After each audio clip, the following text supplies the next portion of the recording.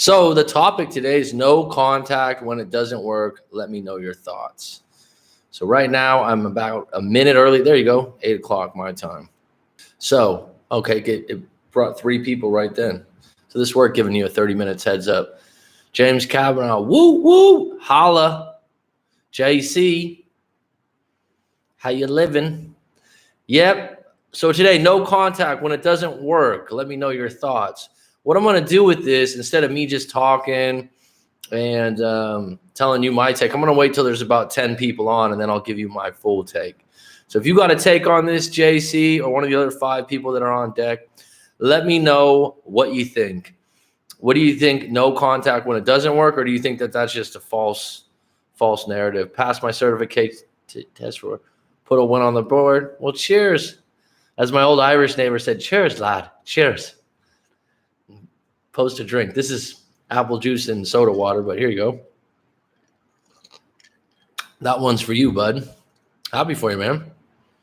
Small victories. Small victories. That's what counts, man. BG is on deck. As always, thank you so kindly, my friend. Good evening, sir. And no contact when it doesn't work. If you guys got any take on that, let me know.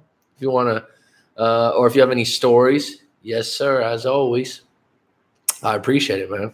You're Singapore-based, right? So you're closer to the time frame. And I'm just wondering, I think this time frame is actually quite good because I think I have the highest turnout for this. I think no contact always works, just not the way we all think. If it helps you to move on, then it works, even if it doesn't bring anyone back. Well, I was going to get there. Like I said, when we get to 10 people, I'll give you my full take. April. Okay, April, I haven't seen you before on this. Welcome. I'd like to hear more stories. If there's anyone else out there that thinks like, no, it doesn't work when you do this, or it doesn't work when you do that. And then I'll give my full take, which if you watch my channel and watch my, episodes, then you'd kind of know where I stand on that. So anyone else got one, or are we going to roll with JC's opinion on this? I wonder how long it takes from the time that you type to the time that it comes through, right? It's just amazing how this live stream works. It's really cool, actually. So you passed your certification, Mr. JC. Mo Fraz, I like the name. What's up, Mo? This is Mo Fraz over here. If I show my ex a picture of my new girl and she says, "Oh, how ugly," is that jealousy? Well, that's not the topic we're on, but it's an interesting question. If I show my ex a picture of my new girl and she says, "Oh, how ugly," is that jealousy? Well, it's not fucking kindness, is it? Well, if she said, "Oh, how ugly," could be bitterness. It could be jealousy. Because bitterness is a little bit different. Contempt. There's all different things. I'd have to know your full story. Rochelle Simians. I've seen you in the comments before, huh? Thanks for joining. It helped me get myself back. Talking about the no contact. Okay. Thanks for your take. Like I said, I'll throw my spin on it, which, like I said, you might already know, but I'll wait till some other people give their spin. But as far as Mo Fraz goes, just like Mo Green from The Godfather, right? If I show my ex a picture and she says how ugly, like, here's where I would go with that. Do you find the woman attractive that you're seeing? Well, then who the fuck cares? If you're dating someone, you can get 10 friends lined up, and one will say she's ugly, 2 will say she's mediocre, 1 will say she's hot. Everyone's going to give you an opinion. There's no fact to beauty. Now there is, like, when you think someone's really good looking, if someone's really, really, really good looking, right? Okay, then 8 out of 10 people are gonna go, yeah, that one. It's like I've walked into a restaurant before. My friends are like, oh shit, did you see that girl over there? I said, yeah, I saw her when we walked in. It's the hottest girl in here. You're not the only one with eyes. And so some type of people think that. But if you're showing your ex a picture of your new girl, what are you trying to do, Mo Fraz? I mean, what's your intentions in that? I don't even think I would do that. I mean, I've talked to an ex before, and she's like, who are you seeing? I said, I don't really want to talk about that, hon, because I want to see how you're doing, what you're up to. Our relationships change. Why rub it in if I'm with someone new? And I don't really want my ex's opinion because it's going to be biased. Clarabelle, hello, good morning. The best negotiating strategy is to walk away and never look back. Mr. Corey Wayne. The legend continues. No contact is no contact and won't work if you are still begging and pleading and contacting them. I agree.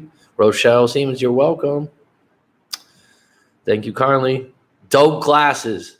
Thanks, Hooper502. These are actually not reading glasses. They are glasses for light. So right now it's nighttime here. It's 8 p.m. where I'm at, or 8:05 now. And it reflects lights. That's why there's a reflection on it. It's like one of those things you get from Amazon. And because when I've been doing these videos and you have a few different lights, it's not like I have a production studio here, but it does start to bother your eyes and give you these little bags and stuff. And I've done some read up on it. It's called blue light, right? So I've been starting to use these more and more, and it does help. I'm at work. I'll send you my full story when I get a free moment. Unfortunately, I can't stay. Well, thanks for the heads up, Chief. And I did see. You told Hooper. You told me that Sixers won. I didn't know they annihilated them. Right on. Good for you guys. You guys are doing well. Good morning, Coach. Perfect time here on the East Coast. All right. I don't know. This is morning time for you guys, so maybe this is better for you. And go ahead when you're in the chat. We got 13 strong already in 5-6 minutes. This is great. I gave you guys a heads up. This helps out a little bit.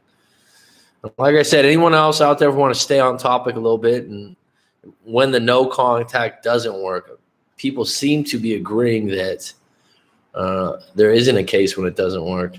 And since we got anyone else want to shine something on that when they think where they think that, well, it doesn't work when this happens. This is when it doesn't work. And then I'll give my take. 12 on deck. Or if you'd like to shine some other questions that you've been wanting to ask me, get my opinion on, that's completely fine also. East Coast right now is what? 7 a.m.? 9 a.m.?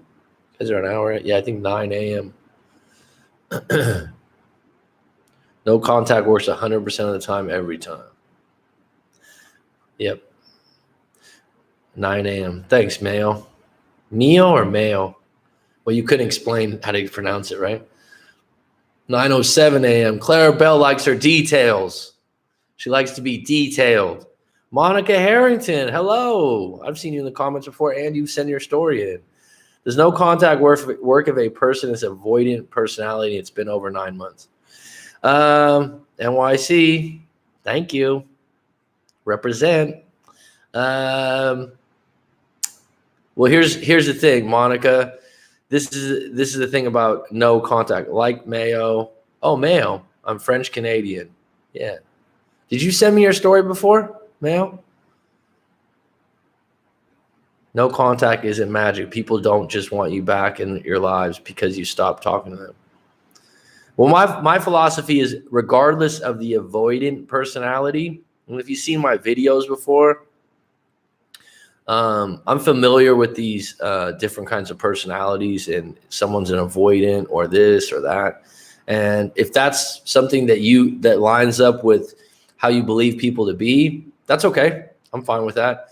For me, I don't like to put those labels on individuals, because I think that there's 7 billion humans in the world, and to put them in 7 or 8 different boxes or even attachment styles, I think it's limited. If it's something you really believe in, then fine. But the idea that the person's an avoidant personality or not, I don't know how it makes a difference in the no contact, if it works or not. But where I'm going with this, regardless, which I don't know if everyone agrees with me, but other people have shed on this, the no contact always works because in the end, it's the fastest way to get over your ex. So if they don't come back, you're staying on track to move forward. If you're still waiting after 9 months and hoping that the no contact works, you haven't got to a point where you stop thinking about it working, and you've gotten to a point where you're saying, you don't necessarily need to say, oh shit, this isn't working. At 9 months, I need to do something different. You want to get to a point where you're like, I'm done hoping, wishing, and trying. Now I'm just in no contact to focus on myself. If that person calls me up, it's a bonus, okay? And if they call me up, then it's going to be a decision for me to make. It's not going to be just like, oh yeah, let's get back together. No contact till I die. What's that song? I'm not waiting. Okay, fair enough. Indifferent, but still think about them. Not ready to date. No problem, hon. If you're not waiting and you're indifferent, but still think about them. I mean, depending on how long you were together, because I don't know. I know you sent your story. I don't know exactly how long you guys were together. But if you're not ready to date, why? It's been 9 months. I just talked to someone on a live coaching today, and she was telling me she started dating someone else, and she had a bad date, right? This guy, I mean, you ready for this? This guy picks her up their first time out and takes her out to a family dinner at a restaurant. So the guy's like, yeah, you're gonna meet my mom, my sister, and she's like, what? First date? She said she goes to the dinner. His father's there, sister, brother, something else. He's like, he barely talked to me, and his sister was asking all kinds of personal questions about her. She felt completely awkward. But the funny thing is, she's laughing while she told me the story. And my point was like, see, hon, you got a story to tell. You had a bad date, but it was better than sitting at home.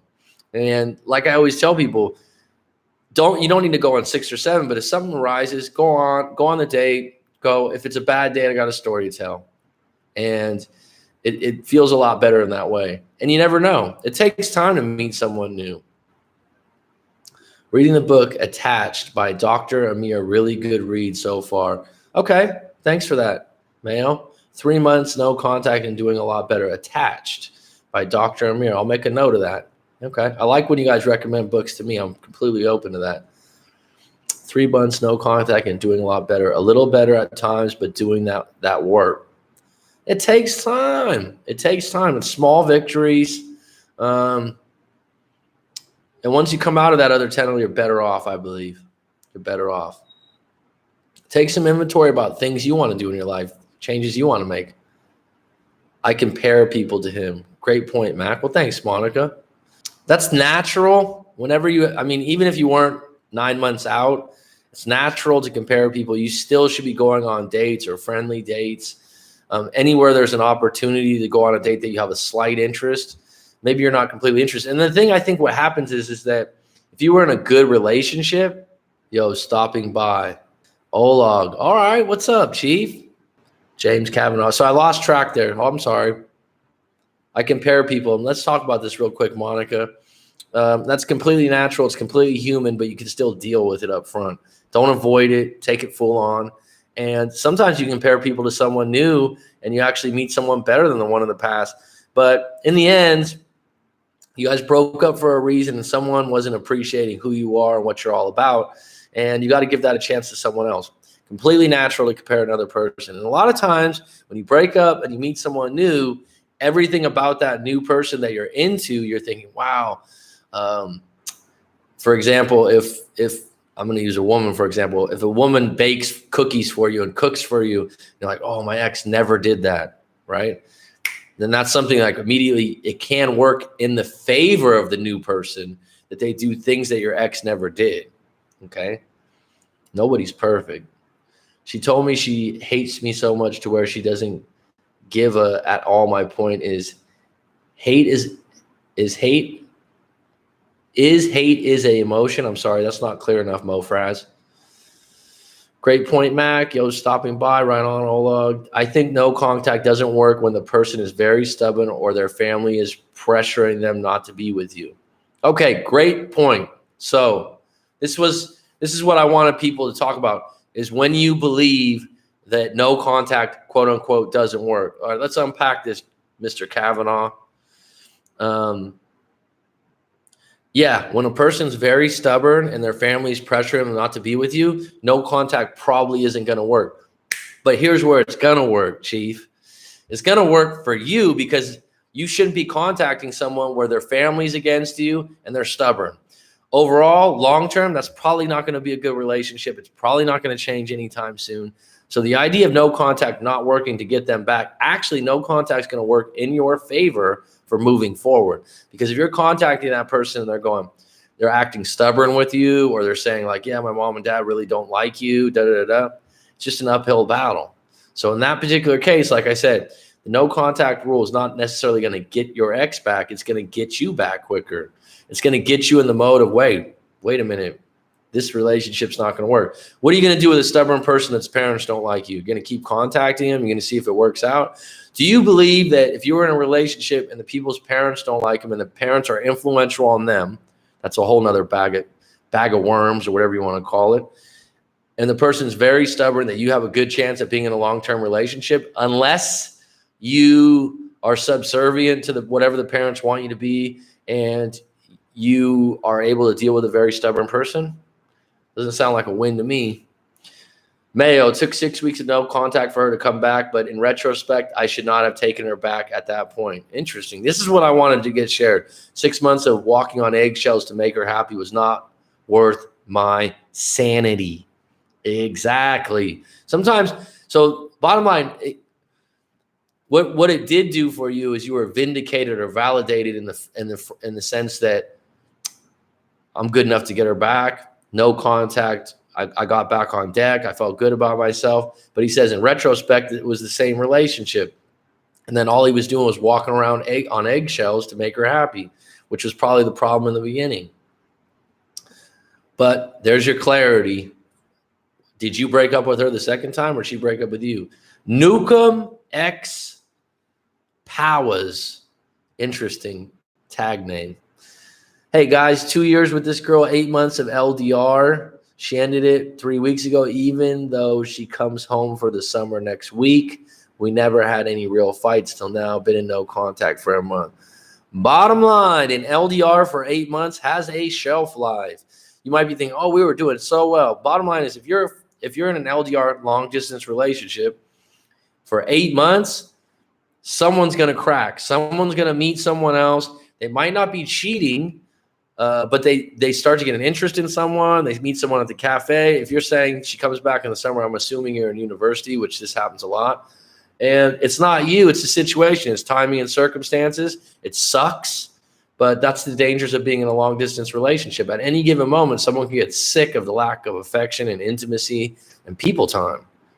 So unless you were like, in 2 months, we're going to see each other. But if you're 8 months of LDR, and the other thing about LDR is when you unpack them, you're like, how often do you get to see each other? How long's the distance?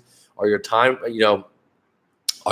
time zones favorable so you can have a good chat every day? But talking on FaceTime or text messaging gets old. It's not the same.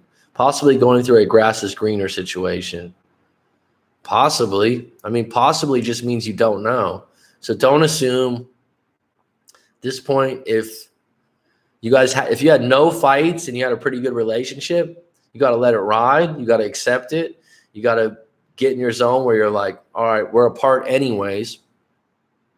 She's going to be back in the summer. Don't pester her. Don't ask a bunch of questions because you're already on good terms, and the distance is what did it, more likely than not. But it could be a variety of things. So stay off social media, Nukem, because you're going to be putting all these stories to pictures and different things, and you just don't know. If a girl over you, why would she still hate? We stopped dealing with each other 3 months ago. If she hates you, that's on her. If you feel like you're not warranted to be hated, hate's a strong fucking emotion. And if she hates you 3 months later, that's on her. You know what I mean? Look at it this way. If you were going to a coffee shop regularly, right? And there's someone there that's just a jerk or an asshole, and you go there every day and they're in a bad mood, their personal life's in a bad place, whatever. And they go, I hate you. I hate you, Mo Fraz. Would you go, why do you hate me? You just go, you kind of go, where did that come from? Because you don't care, because it's not valid. So if you feel like it's not valid for her to hate her, let it go. Wish her the best. It's like people like that, they want a reaction from you. And if you don't hate her, don't stoop to her level. I tend to lose feelings and the relationship due to the fact that I was comatose several years ago. Too much info, thinking out loud, focus on myself, and be as active as possible. That's what I do more of. Yeah, well, I don't know. Maybe you want to send your story in April. What if they are angry with you, meaning your ex. Well, Clarabelle, I know you sent in a short version of your story a long time ago. I don't remember the specifics of it, but if they're angry for you, is the reason valid? Do you agree with their reason to be angry with you? If you agree with their reason to be angry with you, did you sincerely apologize? Again, you only apologize one time and mean it. And at a certain level, like I tell people all the time, it's like you don't get extra points to apologize 6, 7 times. People either accept it or don't accept it. Now, if you don't think it's a valid reason for them to be angry with you, then you're going to have to let them go and agree to disagree. It's hard to keep a connection with LDR. Maturity helps. LDRs are not ideal relationships. They have a shelf life, and one person's always highly susceptible to leave at any given moment, okay? And a lot of people, like I said, a lot of the ones I come across, people are in university, and that's even more susceptible because you're in an environment where you're with like-minded people, you're at an age where you're probably more promiscuous, and those kinds of things go on. But at some point, there has to be a plan to meet back up or live in the same city. I've been in one LDR for, I think it was like on and off a year and a half when it was a flight we had to make and all that stuff. And looking back, it wasn't the best situation to be in. And if I had to do that again, I wouldn't. Unless you're like, oh, in 2 months we'll reconnect, or 3 months, or I'll move to your city. If there's no plan for that, and it's like a year-long thing, you're both restricting each of yourself. And really, Rollo Tomasi, who's the author of The Rational Male, he thinks if you're in an LDR that you're afraid of rejection, meaning that you're afraid of uncertainty. Because when you go into an LDR, what you're doing is you're going, okay, I don't want to be single again. I want the certainty, even if I don't have a healthy relationship where I get to see someone regularly. You're not willing to go back and be single because you're worried about being rejected. I don't know if I agree with that completely, but it's an interesting point, right? Thank you so much. No problem, Nukem. Nukem X Powers. The Strutters.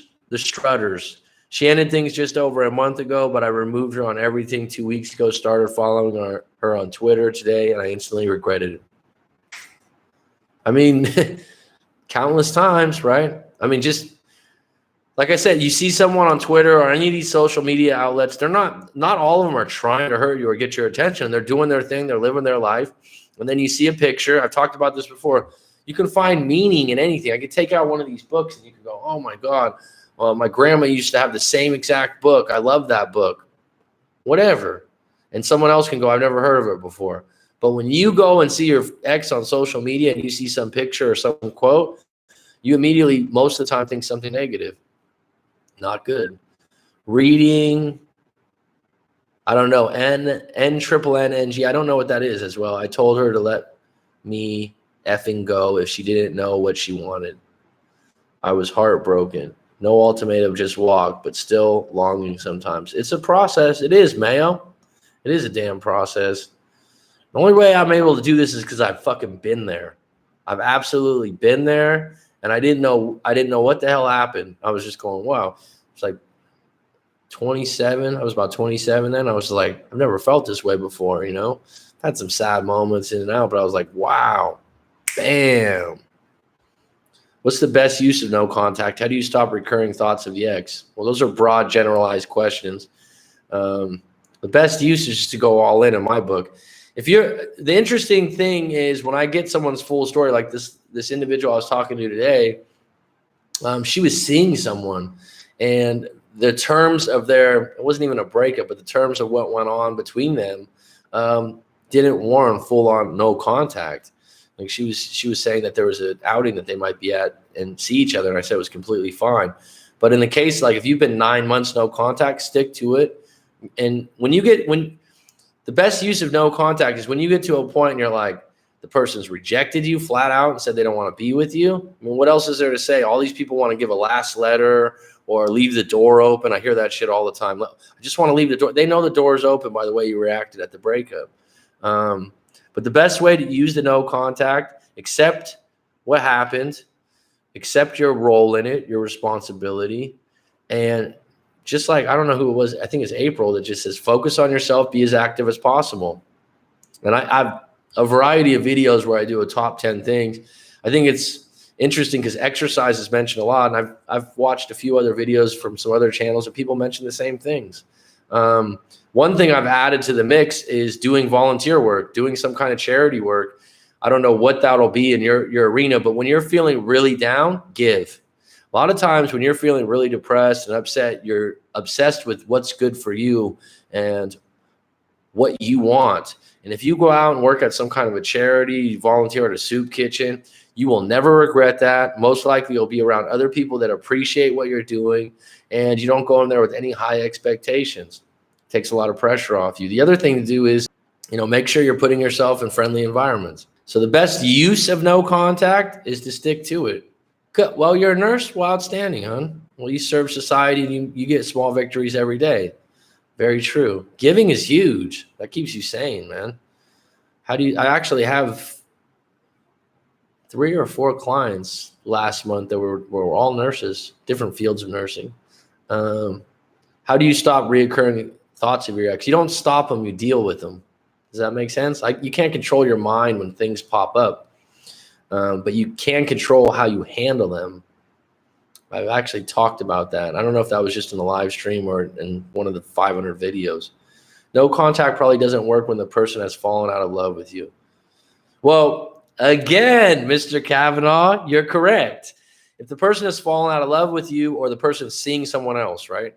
Or they left you for someone else. I think I've heard of it. My mom's 65. I don't know if my mom wants people to tell everyone that, but my mom's 65, and she's like, "Oh my God, so-and-so, they've been together 20 years, and she left him for her best friend's husband." That shit happens. If that happens, is no contact probably going to get him back? No, they've probably been having an affair for 4 or 5 years. You're gutted.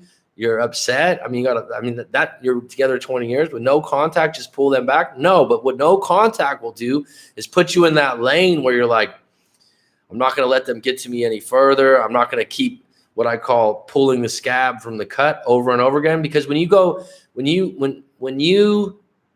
put yourself in a situation where someone really doesn't want you and you keep contacting them, you're the annoying salesman, right? But you're also, in some cases, a little bit pathetic, especially if it's crystal clear that they're with someone else, or it's crystal clear that they're not interested. But the no contact still works for you as an individual, because it's really your only option moving forward, right? No contact might not work if you block them or if they blocked you. I'm a nurse, and it gives me perspective. I got that, Monica. Hats off to you. My hat's off, literally off, right? Taking responsibility for your part in the relationship is what really helped me. Well, that's when you write your story out to me, when we sift through it, it's not like I'm going to point my finger. I'm not Dr. Phil. You shouldn't do that. You did something wrong. It's like, okay, let's unpack this. And I'll talk about something. I'm like, why did you say this?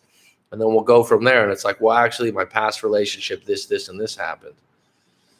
I put myself in a spot in the first place. I need to take myself out of it. Okay? Always ask yourself, where's my power in this situation? I broke no contact. Oh, the Seahawks, Koki Lover. When I see that symbol, it's just, eh. And he told me in the last 2 weeks he has slept with 2 girls and that they are better than me in bed. Wow. Well, I feel bad for you, because that's mean. That's mean-spirited. And if he told you that, he just told you who he is, and that's your cue right there, hon, to go, you know what? I'm done. It hurts, but I'm done. You don't want to chase an individual like that. That's a bad human right there. That's not being like, oh, he's trying to get you jealous. He's trying to hurt your feelings directly, and you need to move on from someone like that. I usually tell people different options. I'm very neutral in a lot of ways because I don't know who your ex was. But if that's true and that's what he said to you, that's your cue right there to be no contact and start your healing process. He would never regret leaving you, but it wants to be friends. I don't think it's very healthy for you to be friends. And ladies and gentlemen, that is why you never break no contact. Monica Harrington said he's a jerk. I'd say he's more than a jerk for that one. Wow, they monitor the word jerk. Yeah, it's true, but you know what? If you break no contact and you get a response like that, like I said, the positive, the frame that you got to go on, I got my clarity. I know who he is. I definitely don't want to be friends with this individual. And from 6 months, a year from now, 2 years from now, you're going to be like, thank you. I'm so happy that I met someone that appreciates me and I'm in a better relationship with that appreciates who I am. And he just told you who he is by saying some shit like that. Should I reach out to her before she comes home? All her family and friends disagreed with her ending things. All her family and friends. So you got a poll out after you broke up? That's an Edian week, dude. No, don't reach out before she comes home. Let her figure it out. Don't try to be a salesman. Don't try to win her back with your words. Don't try to post something on Facebook where you look like you're having such a good time and trying to get her jealous. Do your thing. Move forward, and that's the most attractive thing you can do. And let her find out through her friends and family that you're doing really well, rather than you fishing around about her. I feel bad because I pushed him there. Well, there's no excuse for him saying what he said when you reached out to him. No excuse for that, Koki Lover. He says he misses and loves me still. Well, what you told me he just did when you reached out to him and broke no contact and he rubbed it in your face and he said he hooked up with 2 girls that are better than you, that's ridiculous. That's ridiculous. Exactly. Look at his action, not his words. Exactly. James Cat. Like I said, I don't generally, there's a certain level of like, oh, I'm like, okay, let's look at this neutral. That's bullshit. Don't accept that. It's very confusing to see that and be told he loves me. Well, he's got a twisted version of love. I don't think that is love. No, it isn't. And you don't have to accept it. And you don't have to think about it. And you don't have to be fucking confused about it, because you know who you are as a person, and you know other people in your life that you love that might not be a boyfriend. And the reason it actually confuses you is because you wouldn't do that to someone else. That's what really bugs people. They're like, I would never do that. Well, humans are different. Everyone's different. They were raised differently. But this is the kind of guy too. It's like, we could be friends. I still love you. That might show up in 2 months, 3 months. And, you know, on a desperate night or something, call you up. And I hope you're at a place where you don't even answer that call, or if you do, you go, I'm not interested. Because an individual like that just told you who they are. Maya Angelou, that's her big quote, right? The day we broke up for the second time, I went to the pub and hooked up with a random girl as if I wanted to make sure I didn't go back again to this relationship. That made me unhappy. Your thoughts? Well, that's a common thing. People do that a lot. That's never been my approach, but I'm not going to say like, whoa, you did that? That's gross. That's disgusting. I mean, you went out, you were feeling down, you were intoxicated, you hooked up with a random girl. She was into you. It felt good for that night. And then the next morning you were like, you know what? It didn't heal the situation. Fine. That's not something, Mayo, that's not like something that you'd be like, oh, I regret this so much. You guys hooked up, you had a good time, and you were hurting at the time. Women do that all the time. But the amount of guys that I have, oh, I broke up with my ex and I found out that she's hooked up with a guy from work, or she's hooked up with one of our friends, all the time. Because when the breakup happens and the woman's vulnerable, the wolves come out. Thank you. Best of luck, guys. No problem, Newcomb. Monica Herring, Koki Lever, seems like you need to work on seeing your own self-worth. It will shift your perspective. Yeah, fair enough. I blocked him and haven't even been blocking at his social media. Well, right now, you can take a break from this and go and block him on all your social media, or don't have access to those apps, because if you're going on a diet, you don't want cookies and ice cream in the fridge, okay? If you're going into no contact, you don't want to be tempted to check it. So block him from that. He's not going to take it personal. It's not an immature thing to do. It's none of that crap. Go take a break, come back and go, hey, Mac, I just blocked him from it. You're right. Okay? Not everyone have the right skills set to date. Not everyone have the right skill set to date. Why would anyone want to be friends with someone you dated? Can you literally be a friend of that person? Well, here's the thing, Clarabelle. I mean, what's your definition of dating? So I was talking to someone about this today. Like, is to me, seeing someone or dating someone is not the same as being official. Like, if your relationships all have variance, right? They have nuances to them. If you're with someone for 2 or 3 years, yeah, it'd be highly difficult to be a friend again. Is it possible? Yes. I've heard of people doing that. But dating someone and it just didn't work out and you guys were seeing each other for 2 or 3 months, Being friends is probably possible depending on the individuals. Eddie Toledo. Hey, coach. Hey, Eddie. Clara, don't think so. Okay, that's it. And Clara and Monica, if that's the way you guys feel, that's cool. That's fine. Like I said, what's the definition of dating, though?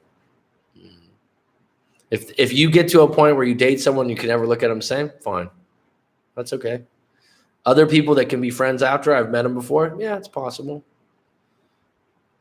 I went no contact first time. It lasted a few days, and then she came back, I went no contact first time. It lasted a few days, then she came back, but was with new guys, so she wanted to be friends. Went back to no contact the past 3.5 months. I've blocked for not accepting her friendship. Since watching you, I've shut down my social media. Been 5 days. Well, congratulations, Melted Blue. Because now you are officially enlisted in no contact. And you know what?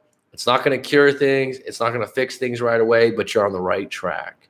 You're in the right direction, and you're headed to the mountaintop. As I said, not everyone have the right skill set to date someone. Okay, fair play. What do you mean by skill set to date someone? Can you be more specific? What's the right skill set to date someone? Not everyone has the right skill set to date someone.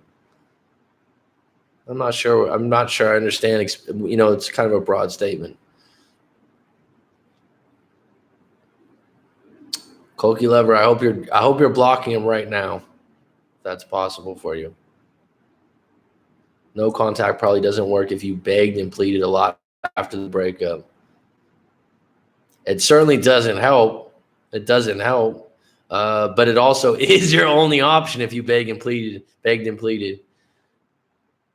He has been blocked for 3 days. Good. On everything? I have so many people. Well, I just left my Snapchat open. On everything. I haven't looked or spoken to him since that last conversation. On everything. Good. It's not going to be easy. Keep yourself active. I think I have a video, top 10 things to do out of a breakup. Check that out. And I had someone in a live coaching tell me one time that I don't know what the exact title of it is now. And he was like, I took that down. I wrote it down. And he said a couple of the things that surprised him. One of the things that I told people is be kind to random people. Like if you go to a cafe or coffee shop, don't be fake kind, but say thank you. Tell someone that you like their glasses. Tell someone, just go out of your way to be kind. Another thing is, this might surprise some people, stay off the news. There's so much doom and gloom on the news, and it infiltrates a lot of stuff. And when you're feeling down and out, it doesn't help things. And this guy said, dude, I turned off the news. It did help. All right, let me get to Mayo first. I will not accept friendship from a person I wanted to be official with. That's a choice. Okay. Only happened once that I became friends with an ex, and I still go for coffee with her sometimes. Has been 4 years. Well, see, that's what I mean, that it can be done. It can be done. What's hard right now is my self-esteem. I mean, I have an ex. I talked about this in an earlier live stream. I'm not in regular contact with her, but we were together, I don't know, I'm 38, 18 years ago when I was 20 or something. If I met her and had coffee, I'd be more than happy to see how she's doing. I will not accept friendship from a person I wanted to be official with. Only happened once that I became friends with an ex. Okay. What's hard right now is my self-esteem. Well, you can work on that. You can absolutely work on your self-esteem. And it's small victories. First, find a purpose. Find something you're looking forward to.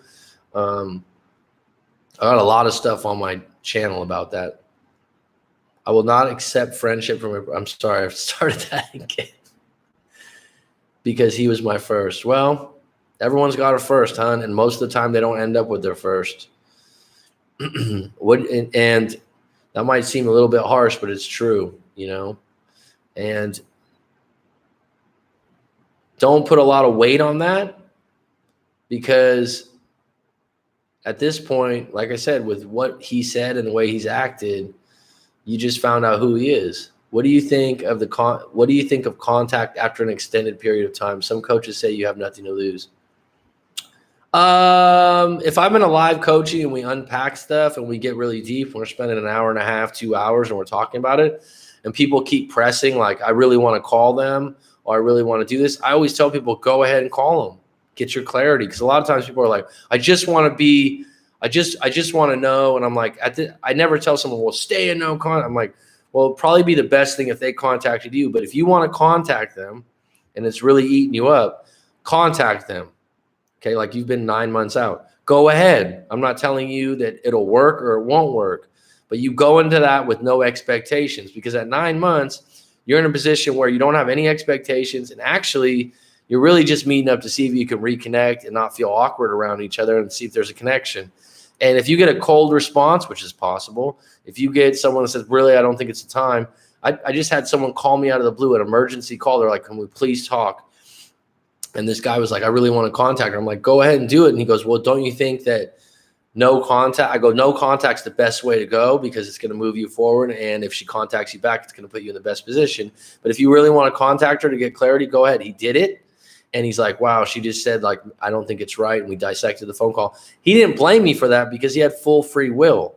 So do you, Monica. You have full free will to do that. What I'm saying is, if you hit, what it will do is, if you think you're lonely now, or I'm not lonely, if you think you're upset and you're thinking about them now and they drop that on you, you'll go back to ground zero and you basically start over again. That being said, that's your clarity. They're not interested. You start no contact all over again. Okay. The thing that you have to lose is going back to ground zero. The thing that you have to lose is surfacing feelings that are really strong, that they just basically said, no, I'm not interested. But if you need to do that, some people do, go for it.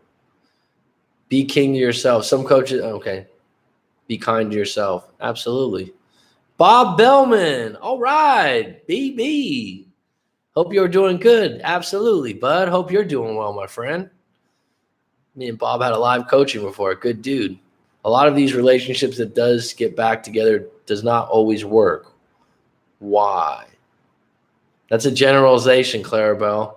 Because when you have been dumped and go on, what I mean by that, and I don't mean that in a negative way, hon. I'm just saying that it's dangerous when you generalize, because now you're going to make that true in future relationships, okay? A lot of these relationships that does get back together does not always work. Why? I don't have any study on that. I don't have any percentages on that. I don't know how true that is. I don't know what culture that works in.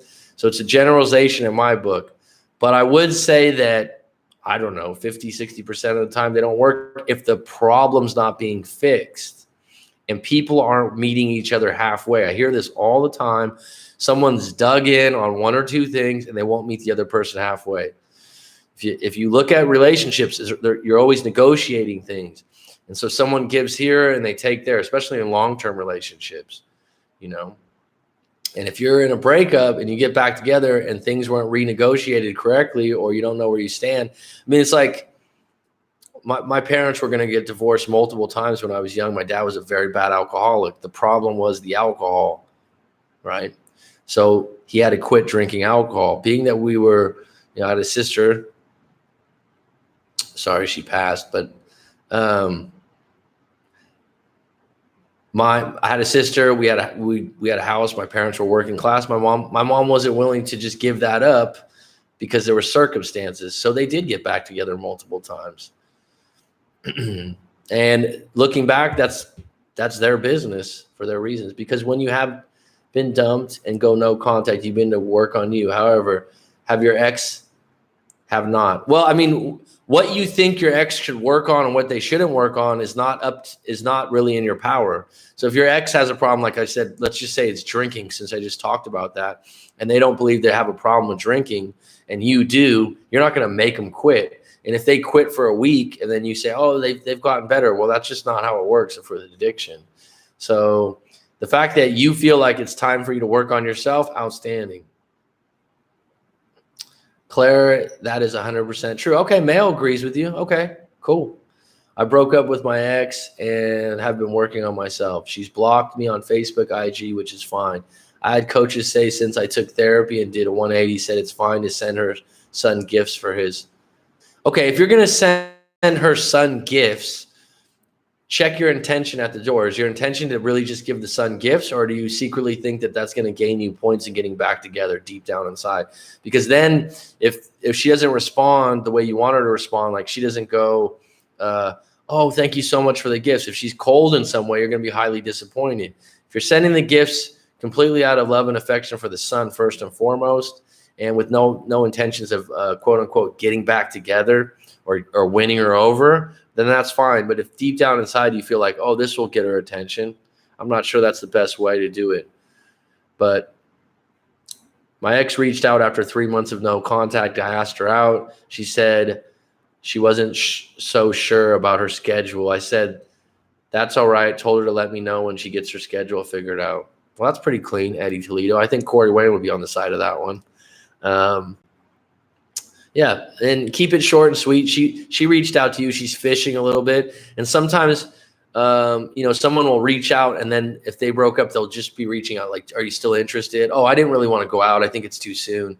And then your reaction should be like, all right, well, fine. Get back to me later. Andrew Aragon. Yeah, I do live coaching. Absolutely. WRIT, you can go there and you can book a live coaching session, FaceTime, Skype, Google Hangouts. If you break no contact, you need to be prepared to get your heart broken again. I call it ground zero, but yeah.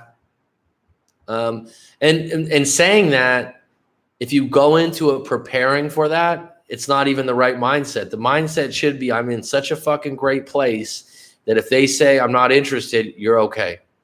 And that takes time to get there, but you can. It's like if I reconnected with any ex right now, because it's been years, a couple of these ones, and I just was like, hey, how you doing? If they said, hey, I'm married right now, I'd be like, okay, no problem. Because my feelings and my emotions aren't like, oh, I want this so bad deep down inside. Bob, as you know, 61 is a good age for me. I've learned a lot. Bob's a smart guy. That's true. Relationships are a learning experience. Absolutely, Bob. I mean, when you're in the middle of a breakup or heartbreak, you aren't thinking, oh, this is a learning experience. But later on, you're like, wow, that was. And here's the thing. Your next relationship, and a lot of people that are in the middle of a breakup don't even want to hear that right now, but your next relationship, all that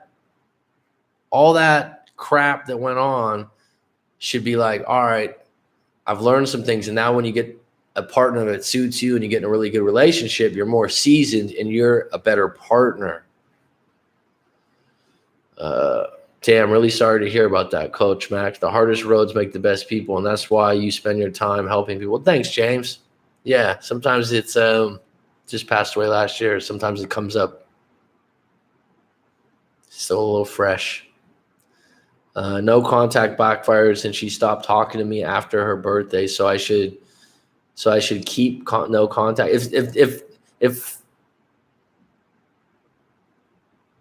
I should keep no. I broke up with her and see if we could meet up. Since I broke up with her, if you broke up with her, I mean, why did you guys break up? Why do you want her back? Are you just lonely, or do you really have staunch reasons why you broke up? I think that if she's not contacting you and you didn't break up and you reached out, it's a little bit different with no contact if you're the one that broke up with her. I'd have to know your full story, Andrew. Andrew Aragon. It's the name of my high school, actually. I'd love to see a video on alcoholic dads and their effects on children, adults of alcoholics. Well, I can give one perspective. Would love to have your input on that. Al-Anon helped me a lot. I think I told you, Mail, my mom heads Al-Anon meetings once a week. No contact should never be weaponized. You mentioned this before. It's the tagline, Claire. Okay. Marcus Coasted. My ex having a baby last year within a year. If you say the F word in any of your posts, they don't post it, they hide it. Any kind of bad word, just for everyone out there to know. So if you want to say effing or something like that. I know I swear sometimes. I don't know if they are going to eventually block that. I'm being told that YouTube, you got to be a lot more careful with your words. I don't have any problems with that word, but just a heads up for anyone in this chat. He's a great coach. Who's a great coach? Me? Or did you mention Corey Wayne earlier? Does no contact work if the breakup was mutual and that we're both still in love? That's an interesting case there. I would have to know your full story. 1, 2, 3, 4, 5, 6, 7, 8, abracadabra. Interesting tag name. Seen you in the comments a few times. Does no contact work if a breakup was mutual and that we're both in love? I'd like to get other people's opinion on this. So if the breakup was mutual, you're speaking for the other party right now. So you're saying that it was mutual for him, okay, and that we're both still in love. You're also saying that he's still in love. So why did you break up? Do you have a story to tell about this? Because I couldn't answer that question without knowing your story. But you obviously had a reason to mutually break up. Just give him gifts. Exactly. Josh, he's been on deck. Some good news. Took my ex and our son to dinner and movie last night. She kept putting her head on my shoulder, held my hand, and came over to our apartment until she had to leave for an emergency. Well, it sounds like you had a good date, man. Good for you. Good for you. Josh, it's a good sign. Yeah, it's a good sign. Thanks for the support there, Monica. Josh has been on here a few times. I can relate to you, Mac. Thanks, Mayo. Yeah, I don't know if I'm going to do the alcoholic dads video anytime soon, but whenever I do live coachings and we get really deep, I mean, there's obviously things when you do a live coaching that you wouldn't talk about on a live feed like this. But I could definitely shed light on dealing with that kind of stuff. It makes you, when you grew up that way, Mayo, it makes you more compassionate to other people in need. My ex never came back. I did no contact and became a much better person. Opting to meet someone better someday. No contact is for you. Preach on, Clarabelle. Opting to meet someone better someday. Meeting a better match for you, right? Can you leave information to contact you if possible? It's at the top of this. I'll write it in for you right now. You can go to my website. Can you leave information to contact you if possible? So I don't know, James Kavanaugh, you asked Clara that question. Okay, James is asking why you broke up. Okay. I meant Coach Mac is a great coach. Well, thanks, Monica. I appreciate that. I know you sent your story in a while back, and I think you were pretty happy with my response. It's not necessarily that, actually, when I give responses on YouTube to people's stories, it's not always, especially the private responses that are a little more detailed, the paid private response. Sometimes people are like, you know what, it was hard to swallow, but then I watched it a second time, and they're like, it's what I needed to hear because I wasn't seeing it all clearly. And the power is actually not just in my advice, but the idea that you wrote a story that's yours, and then I'm unpacking it with you and asking you questions. So it's not like I'm just telling you what to do or what you did wrong. His perspective was really true to my experience and really made me feel like I did my best given situation. Yeah, and a lot of times, like I'll tell people, I'll be honest, I don't sugarcoat everything to everyone. And there's been a few times where I've turned people down because I'm like, I don't like the person's morals or values. Not many times, but where you're like, yeah, And a lot of times we beat ourselves up and we didn't do anything wrong. It's timing and circumstances, or someone else is damaged at that time. It's bad timing for someone. I've recently heard, where someone goes, I don't know what happened to him. Especially this is in cases where a man changed quite a bit for a woman. And then I'll ask some questions. She's like, oh, well, he's been on disability for a little while, or he's been out of work for a little while. Well, that affects people's personalities and their stress, and it bleeds over into your relationship. So if they're cranky or moody, they're going to take that out in other arenas. Long story short was that he feels he wants to see what's out there, being that he came out of the closet because of me, and that he's only ever been with me. Thanks, Coach. Wow, that's deep. If he's saying he wants to see what else is out there, I would say that no contact at this point is best for you, because it sounds like his goal is to see other people. And if his goal is to see other people and you come across that, it's only going to hurt you. If someone says, oh, my thing is I just want to have fun right now and possibly, see what else is out there, you don't want to be in regular contact with them at that point so they can update you on who they're seeing. No bueno. That's not good. And you know it deep down inside. So it's going to be difficult. It's going to be hard. If they reach out to you and they're like, hey, how you doing? And the first thing they mention, hey, have you been seeing someone? Because they want to bring up the fact that they've been seeing someone, that's not going to help you out. And that's just going to hurt you. Thank you. Definitely appreciated you and Love Advice TV and another brother are awesome. All right. Well, if you like Love Advice TV, cool, man. I've heard from other people that they like them. That's cool. No problem. Should we drop subtle hints about wanting to stay friends, but ain't got time for that negativity, especially when she let me message her for a good 30 minutes? Let me message her for 30 minutes. Yeah, she let me message her for 30 minutes. Wow, that was a breakthrough. He said massage. Well, I mean, Joshua, if you're taking out her and her son and she's leaning on your shoulder, take it easy, man. Reconnect. 30-minute massage, small victory. Hang out. Don't go 0 to 100. It doesn't mean that you have to be friends, but don't put any kind of labels on you guys dating right now. Go out, have a good time, reconnect. The big thing is a lot of times people will be like, oh, we went out last night. Even if you hooked up, right, you shouldn't be like, oh, are we back together again? Too much pressure, too soon, too quick. Get to a point where she brings up the fact that, well, we've been seeing each other for a while. I think it's the next step. If she's going out with you and she's bringing her son with her, someone that has a kid involved, that's a big step. And take your time with that. Be patient. And if she says something about being friends, don't make a big deal out of that at this point. If that continues, if you guys are dating and she might just wanting to stay friends, but she lets you massage her for 30 minutes, see where that goes. But if it continues on the friends path, then you're going to have to make a decision. But so far, if you had a good date and you felt good and you felt comfort around each other, pursue it for another date. Just one more date without high expectations of getting back together, without the thought of, we're not going to be friends. Go out, have a good date, maybe give an hour massage next time, go to the movie again with her or whatever. Have you ever thought about tagging with other coaches like Love Chat or Dating Guy? I've recommended you on their chats. You are ethical just like they are. Yeah, I've had that recommended to me. Thanks for that, Monica. And honestly, those two with Corey Wayne are the most common people that I do live coachings with or talk to, that someone will be like, oh, I've talked to the guy from the Love Chat.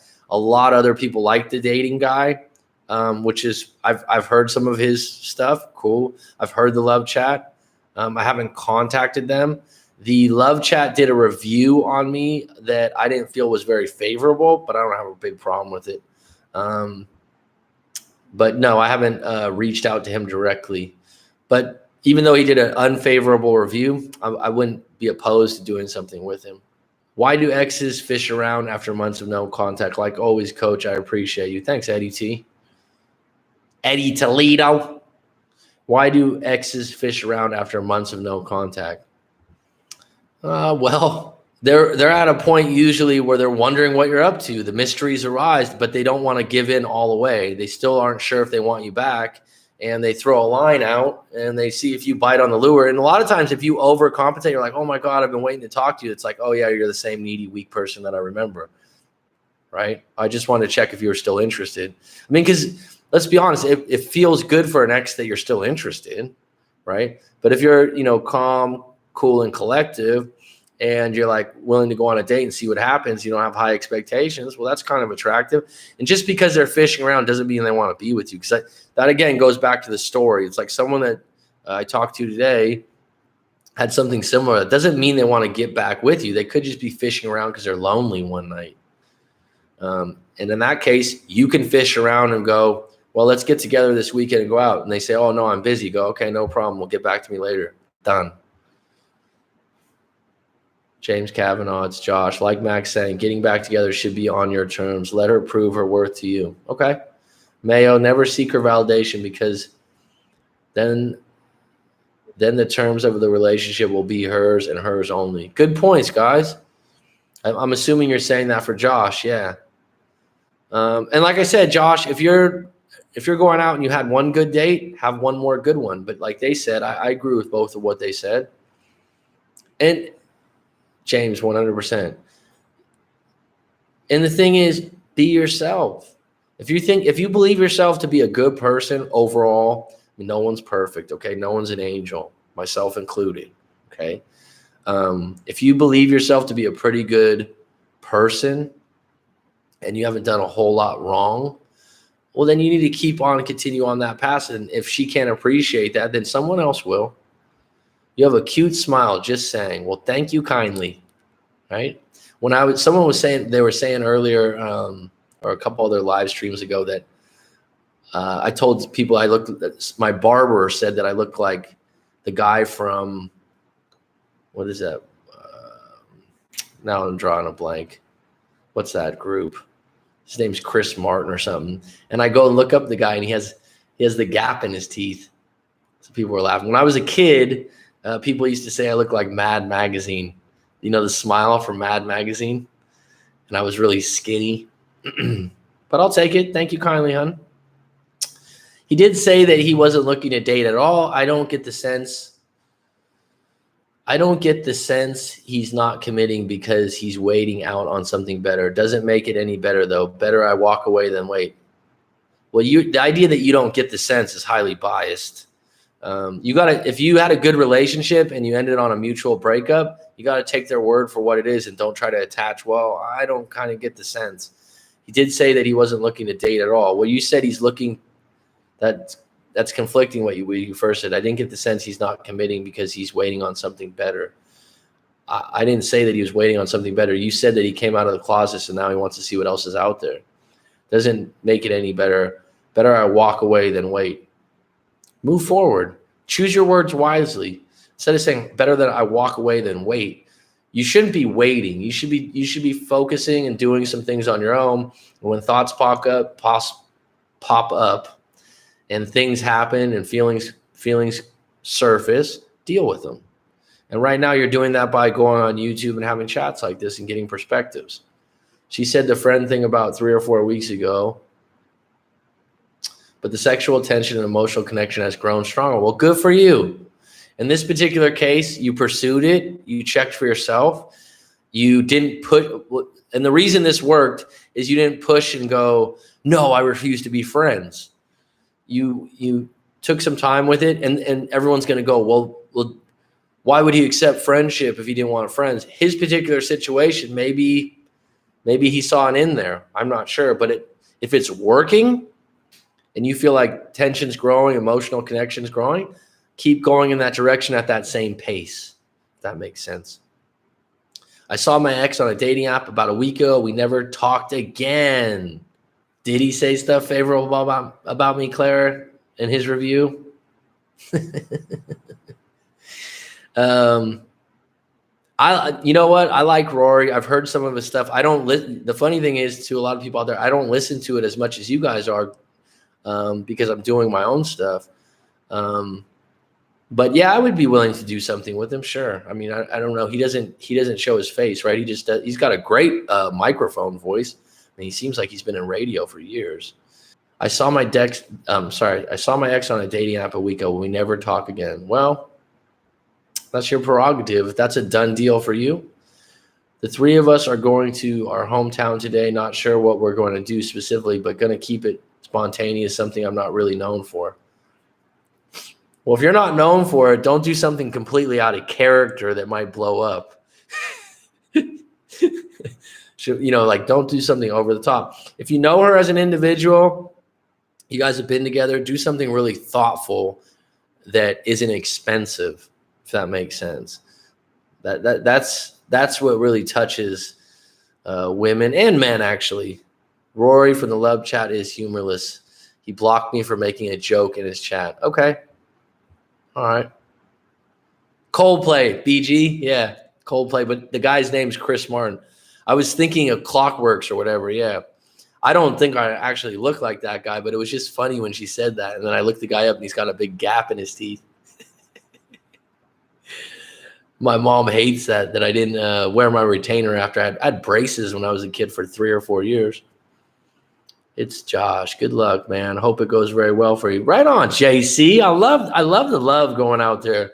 You know what, Josh? Like a lot of people say, oh, make sure that if you're going on a date and you're making progress, don't put a lot of pressure on yourself. Have a good time. Be in the moment. Don't try to overcook something that's like, oh, I'm going to make this the greatest date ever. Go out, have a good time. Focus on having good conversation. People don't like when someone tries hard. Be yourself. There's a reason she's going out with you again, dude. And like I said, do something thoughtful.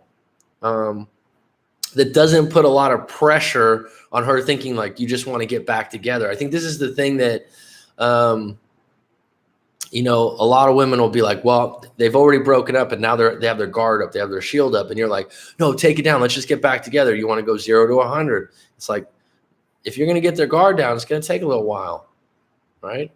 The massage the situation as you already have. Susan Winter is awesome, just like yourself. I've seen Susan Winter. Okay. Coach Corey Wayne is good for men only, which tends to be his target audience. Rory of Love Chat is great too. Yeah, again, hun. Susan Winter, I've seen briefly. Okay. I'm one of those. If someone works for you and they resonate with you, ride with them. Go for it. Because I've had other people be like, oh, well, I could do Breakup. I'm like, go ahead and go online because maybe there's a niche audience or niche audience that fits you. Because the people that I usually do live coachings with, we just connect.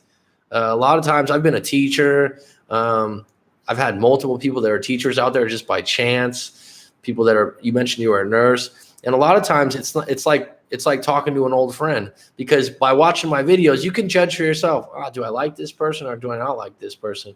And when it comes to like YouTube or one of these things, there's a lot of things that you could not like that could be surface. Sometimes you just don't like someone's voice or the way they deliver. So the fact that you like all those people, Clara, cool. And I don't mind you mentioning them on my thing. So, and if they've helped you, if you've had a live coach, Coach Corey Wayne's 1,000 an hour, but if you've enjoyed or had them give you good advice, right on, huh? How do you cope with the fear of being hurt again? I'm avoiding meeting new people because I'm sensitive and afraid the next ball will drop. He does voiceover. Okay. Well, you got some details there. All right, let me go to Monica really quick. How do you cope with the fear of being hurt again? Well, at some point you gotta jump back the arena. Gladiators, take your marks. What's the worst that can happen? You're assuming that if you get dating is not necessarily getting hurt again, getting out there again, and look, it's always a possibility, right? You can be in the best place in the world and have the best relationship in the world, have everything going right, and it comes out of nowhere. It happens all the time. I tell people my grandmother was married 4 times. She had 3 husbands die. And she got off the mat each time. And even she was in her, grandma passed away now years back, but she was in her 70s. Husband died of an asthma attack in the kitchen. Within a month and a half, she had a new husband. Now, some people will be like, oh my God, that's so soon. Not for her. Not for her. She was an outgoing, friendly woman that wasn't scared to put her heart out there. And she had been through it before. She wasn't insensitive with the loss. I think a month and a half, 2 months later, she didn't marry someone, but she started seeing this guy. She had a great personality, and it worked out for her. Coping with the fear, whatever you fear will persist. So the best thing to do is meet your fear head on, right? Go on some dates, go on some bad dates. I'm avoiding meeting new people because I'm sensitive and afraid the next ball will drop. Well, you're assuming the worst. There's dualities to everything. There's good and bad to everything. There's good dates, there's bad dates, there's mediocre ones. The idea that they're all going to be bad is always going to keep you in the room locked up, right? When I was in my bad breakup that I always talk about, I went on a bunch of bad dates, but I had stories to tell afterwards, and I felt better that I actually went out on some dates. the reason why you're going on bad dates is you're attracting bad energy by the vibe you get out. So maybe for you, Monica, because you said you were a nurse earlier, change your demographics. So go to events where you have like-minded people instead of doing maybe dating apps or things like that, where you might have to sift through. I'm not against dating apps, just might not be for you.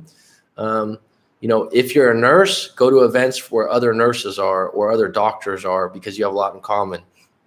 If you like yoga, join a yoga group. Or if you don't like yoga, join something new like that, because they're like-minded and caring people that are receptive to new people and kind. I currently don't do yoga, but I've done it before, and the groups in yoga are always really nice people.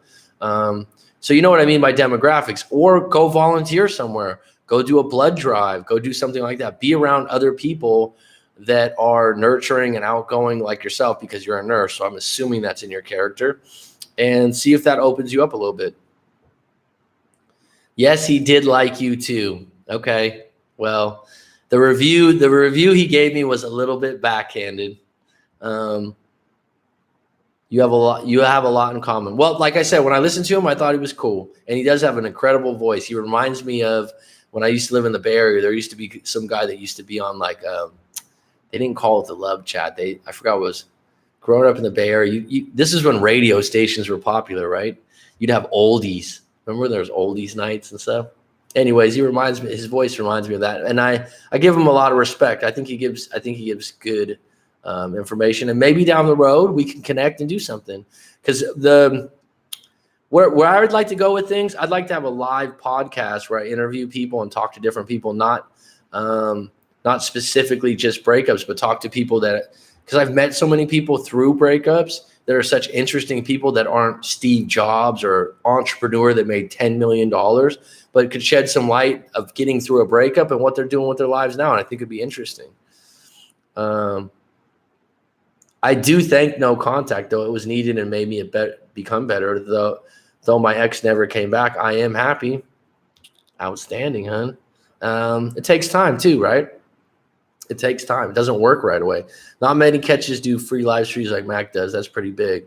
Well, thanks. I just started doing them, and I enjoy the hell out of them. So this is kind of a format that's my style. I process very quickly, and I like interacting with people. I've always been outgoing, and I'm a teacher, so I deal with a lot of students all the time. Just go out and meet new people, no expectations, just be friendly and casual. Yeah, Clarabee, that's what I mean. But put yourself in scenarios where you're going to be more with like-minded people. If you're really scared, then put yourself in a volunteer situation where everyone's helping someone out and you feel good about what you're doing. And then there are people around you are supportive. It doesn't even need to be a date, but you're like, oh, wow, this is a safe place to be. Start researching volunteering that you can do, Monica. Thanks, Clara, she says. Right on. Oh, we got little connections going here. Monica, the price of love is loss. Even if you have the perfect relationship, you can always lose it. Just got to keep going. It's true. I mean, the word perfect, what does it mean? Perfect can be a moment. Wow, we were perfect for 2 years, and then until you're not, no pressure at all. Living in the moment is what has been bringing us back together. Outstanding, dude. Outstanding. And taking your time with things. This is the thing. When you're working to get back together, take your time. Don't have that chat like, so when are we getting back together? Like, when are we going to be official? Don't have that chat. I've been starting to do meetups. Good, Monica. Love the podcast idea. It's a great idea. I know it will work. Full confidence in that. And I would, if you've heard of flow state before, and things that, this is my flow state. When I lose track of time. She knows where I stand. I push the limits. I'm at the point where I'll keep doing what I want without a covert contract. I love that, without a covert contract. But if she backs off, that's fine too. That's the right mindset to be in, Josh. I can't speak on that. I'll just tell you, outstanding, dude. Meetups, groups in your area is nice to check out too. Yeah. Meetup groups. I mean, specifically, what kind of meetups? I don't know what that is.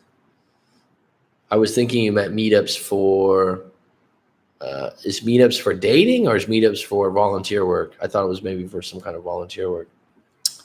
Hour 17 minutes strong. We got 17 on deck.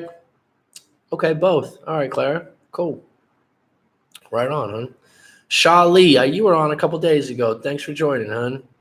Do you think men can be intimidated by more successful women? I am more successful than my ex. Even he asked why I chose him, but I left me by one excuse. I'm sorry, I don't know what you mean. I'm not arrogant. I'm kind and humble. Men can absolutely be intimidated by more successful women, but there's also men that aren't intimidated by that at all. There's men that seek that out, that would be proud of that. So that would be a generalization. I'm more successful than my ex. Go for you. I think there's a lot of relationships where that's possible. Even if he asked why I chose him. Well, if he asked why you chose him, it's a little bit of an insecure statement. But I left by one excuse. I don't remember that. I'm not arrogant. I'm kind and humble. Well, go for you. Morning, Mac, from your number one fan. It's 12:17 a.m. in Tasmania. I just had to quickly check my channel to see if you put any new vids up. I never get sick of them. Yeah, I've had a few people complain about all the live streams. They said they don't really like this. They like me to continue doing the stories. A couple of clients was like, yeah, you need to stick to doing just the stories. I don't like listening to the live. The live chats are more interactive for the people that are in the chats. Meetups are internet groups. Oh, you meant it? Okay. Similar to this. Okay, cool. Thanks, Dylan. You've been riding on the channel for a long time. And actually today, my juice right here, which is I diluted with ice and a little bit of water, is Tasmanian apple juice. Or so it says on the label. I don't know if I could say which brand it is because maybe that's not something you can do. But the apple juice is from Tasmania, which is, they're supposed to have a lot of apples there. So Shali, let me get back on deck. But he left me by one excuse. What do you mean? I don't know what the excuse is. So elaborate on that. Shali. I like that name. Anyone else out there got some questions? He needs freedom. Well, what he's telling you is that if he's saying I need freedom, he's saying that you're a bit controlling. Is that the case? Chat was pretty lit today. Right on, James. Thanks for contributing. Thanks for being involved for an hour and 20 minutes, bro. I appreciate it. Appreciate your time. And I appreciate you shedding light to other people in the chat and helping them out too. You are a gentleman. Yeah, Charlie, if he says he needs freedom, translation would be, I don't have a lot of freedom right now, or this relationship's too controlling. Okay, I'm not saying you're controlling. I'm saying that if someone says they need more freedom, I would say that they're saying that the relationship's a little too tight. Could be wrong. I'd have to read your whole story to give you my full take. But the way you answered that really quick, no, I'm not controlling. And you have identity statements. I am kind. I am humble. I am not arrogant. So you like to clarify who you are up front, what you stand for. Is that true? Maybe freedom means he's not ready to commit. Okay, could be. Could be. You know, when I give you my opinion off the cuff like this with not a lot of details, you know, there's another option there. Monica, maybe freedom means that he's not ready to commit. Could be. Could be. If you've been in a long relationship, he was the person who always texted in the relationship. Well, I don't know what that means exactly. He texted you first. Did you want him to text you first? Anyone else have some questions out there? It's gone a little dry here. What do we got here? Hour 22 minutes. This has been pretty long. 2 likes. Oh my God. Wow. Does likes really affect your views on YouTube? Because I have everyone tell me, make sure you ask for likes. Make sure you ask for people to subscribe. Don't people know if they like something to give you a like, or if they don't, or if they want to subscribe? Don't you know that by now? Or do you need me to Thanks. Do you need me to like, yeah, give me a like? Do you need me to say that? Because people tell me you need to tell them. He might have felt like you were putting your career ahead of your relationship. Maybe he thought your career would get in the way of building a family or something. Could be. We'd need to know the full story, James. How did you get into this business, Mac?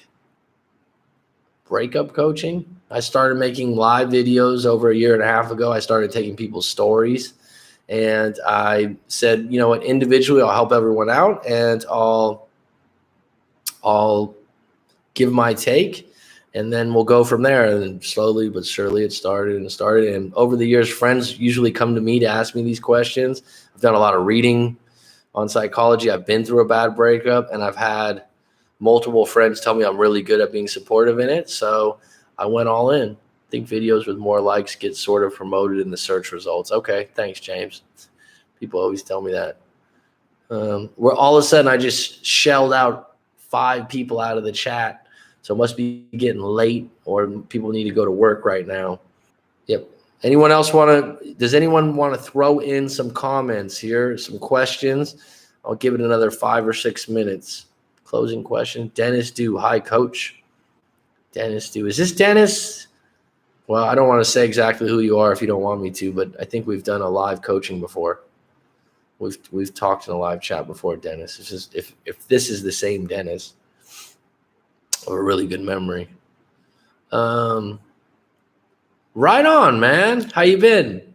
You all right? I just came across your you sent me an epigenetics, right? You sent me some stuff on epigenetics. This is something I'm really interested in. How you been, Dennis? You okay? You had a tough one. Last question. What's the biggest mistake people do in relationships per your experience? Wow, that's a broad question, Monica. I'm great. How you doing? I'm doing good, bud. Thank you. Dennis, throw me a like. I don't know, hon. I don't like to rank the biggest mistake people do in relationships per your experience. The most common thing I see in breakups is people continuously want to go back and say one last thing, or write one last letter, or state their case one more time. That one comes up a lot. Or I want to make sure that the door's open when they want to come back in a breakup. As far as like a biggest mistake people do in relationships, it varies. It varies quite a bit. I wouldn't say one stands out over the other in my experience. And most of the time, the mistakes already happen, but part of my approach is dealing with someone's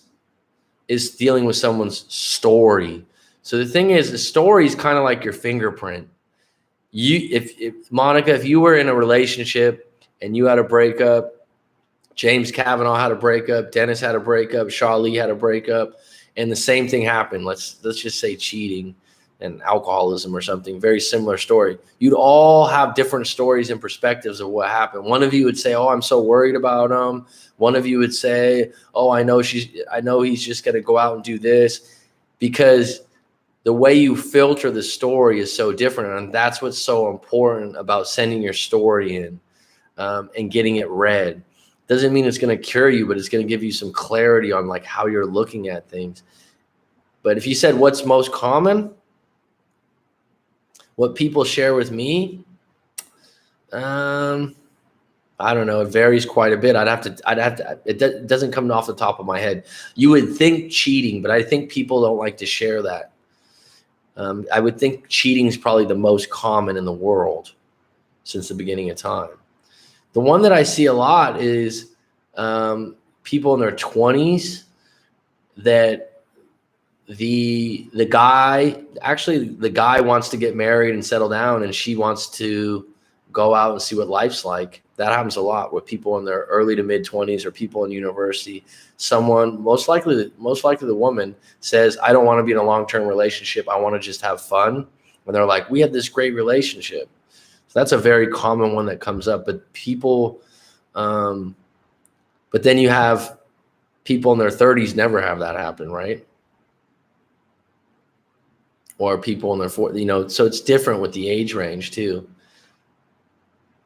Stay live, do vids on your free time. I love the live interaction. I do.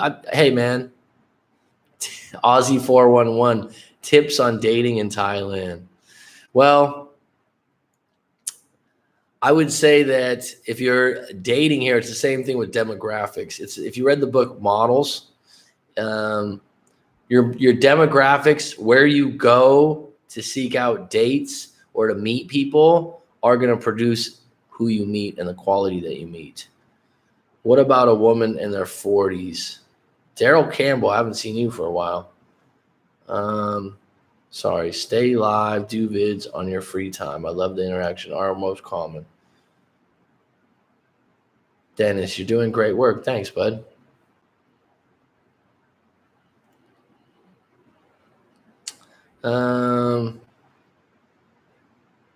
Anyone else? We got 12 people came back. Thank you for all you do and the best of luck to all of you. We all have something to offer. Give Mac a try if you haven't. Lots of love to all of you. Thanks, Monica. Thanks for joining. You rode for 1.5 hours on this bus, and your input was great. I really appreciate it. Thank you kindly, hon. Anyone else? I'll give it a few more minutes because some people just jumped on here. Breakups are crazy. Lol. Laugh out loud. Breakups can be crazy, right? I mean, someone that's like, oh, the breakup had to happen and it went so well. It's usually never like that, right? Someone gets hurt. And really, you know what's the most uncommon, if you're still there, Monica, are people that did the breakup with someone else. And you'd think that that's not a big deal, but it's hard to break up with someone else when you're the one initiating it. I think one of the things that's not talked about, I might talk about in an individual video, is when someone wants to break up with someone and they try to make the other person the bad guy. And they're in the middle of it. I mean, really, a lot of times people should be getting to their story before the breakup happens with me to unpack it. And that's happened a few times.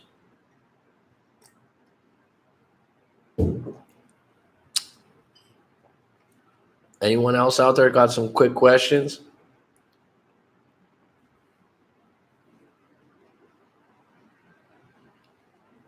No? Is that it? Is it curtains? It could be curtains here. Hope this helped a lot of people. I got 13 on deck still.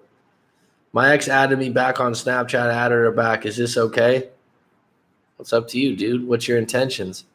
Is your intentions that you're going to get her back by being on Snapchat with her, but she doesn't have any interest? Is it going to hurt you if she puts a Snapchat up with other guys or friends doing something? What do you think if someone changed his or her life to the best, then ask his or her partner back? Well, if you changed your life for you, it shouldn't matter to ask your ex back. But that's a good question, because people have set up scenarios where they're like, I'm going to set myself up so that I'm so good and I'm so great, and then my ex will just take me back. And unfortunately, that's not how it works, because your ex might be with someone new. There's all kinds of scenarios. So if the best case scenario, Dennis, would be that your ex finds out on their own, which a lot of times through other channels, friends and family, they're going to find out on their own that you're doing just damn fine or better than they expected. And if they really are impressed, they might just give you a call. And that's the best case scenario, because then you're in the driver's seat and you can make the decision. Should we explore this or should I not? Had her friends unfriend me on social media before we broke up. Had her friends unfriend me on social media before we even broke up. Well, bottom line is your ex's friends aren't really your friends first and foremost. They're your ex's friends. And in most cases, they're going to do what your ex wants and take sides. Rochelle, have you been here the whole time and you just made 2 comments? I hate how hurtful my ex was to me during the breakup. This too shall pass. Well, write out your full story. I don't know if I've seen it yet, Rochelle, but you hate how hurtful. Well, you told. No, I was driving. Lol. LOL. Right on for staying on, Rochelle. I've seen you in the comments before a couple times. Not in a while. I mean, the fact that I hate how hurtful my ex was to me during the breakup. How can we reframe that? He was hurtful to you. He told you who he was, and you're probably better off without him, right? If someone goes out, like if you're in a breakup, there's a way to handle it where you're like, you're not hurtful. And sometimes I even tell people when they broke up, they're like, he said this, or she said this and this. I'm like, sounds like they were being pretty honest with you and upfront, and they weren't trying to hurt you. I mean, your classification of what hurts and what doesn't hurt is up to you. But at some point, you have to let go of the hate, because someone that hurts you is probably going to hurt you again. Not sure who said he texted me first, but I want to say to not keep a score sheet for who contacts who first. I agree 100%. I agree. There's all these things out here for, oh, we got the conversation back on deck. Maybe I'll do another 20 minutes here. Thanks, Joshu. Hello, Mac. How's it going? Daniel, you were on deck earlier today, dude.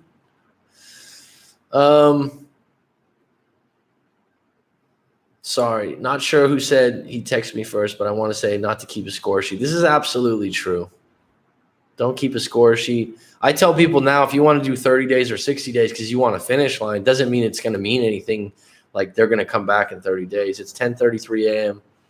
That was last night. Ha, ha, ha. Yeah, it's a different time zone for me too. So it's 9:34 p.m. where I'm at.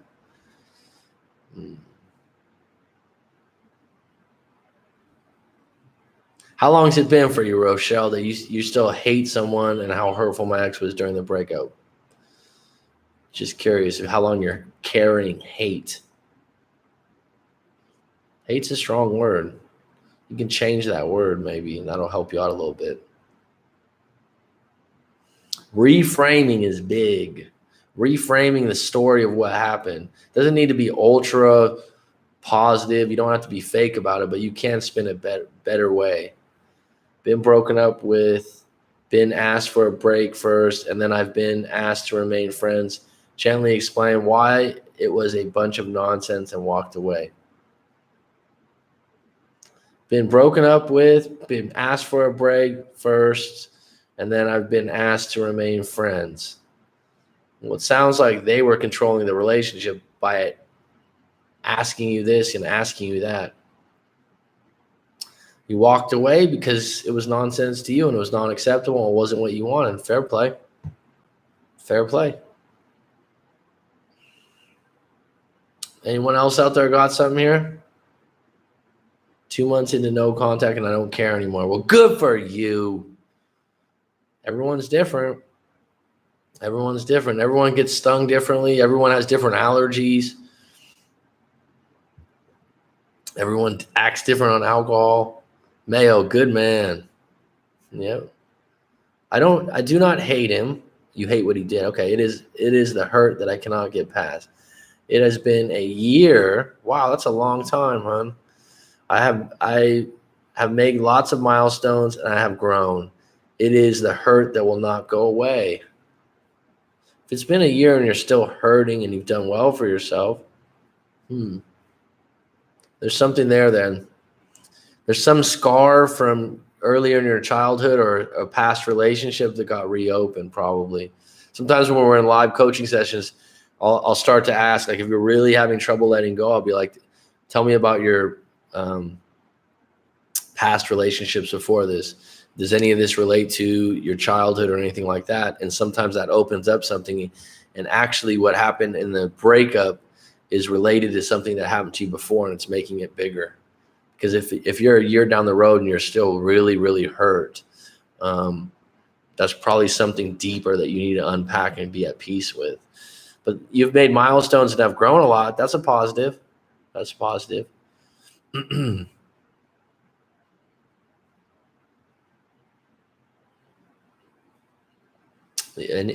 Rochelle, to take it a step further, if you need to talk to someone about that if that's bothering you a year down the road. In my opinion, it's the hurt or the effort you did for the relationship that takes time for us to forget. Yeah, and everyone's different and all the circumstances are different and the stories are different.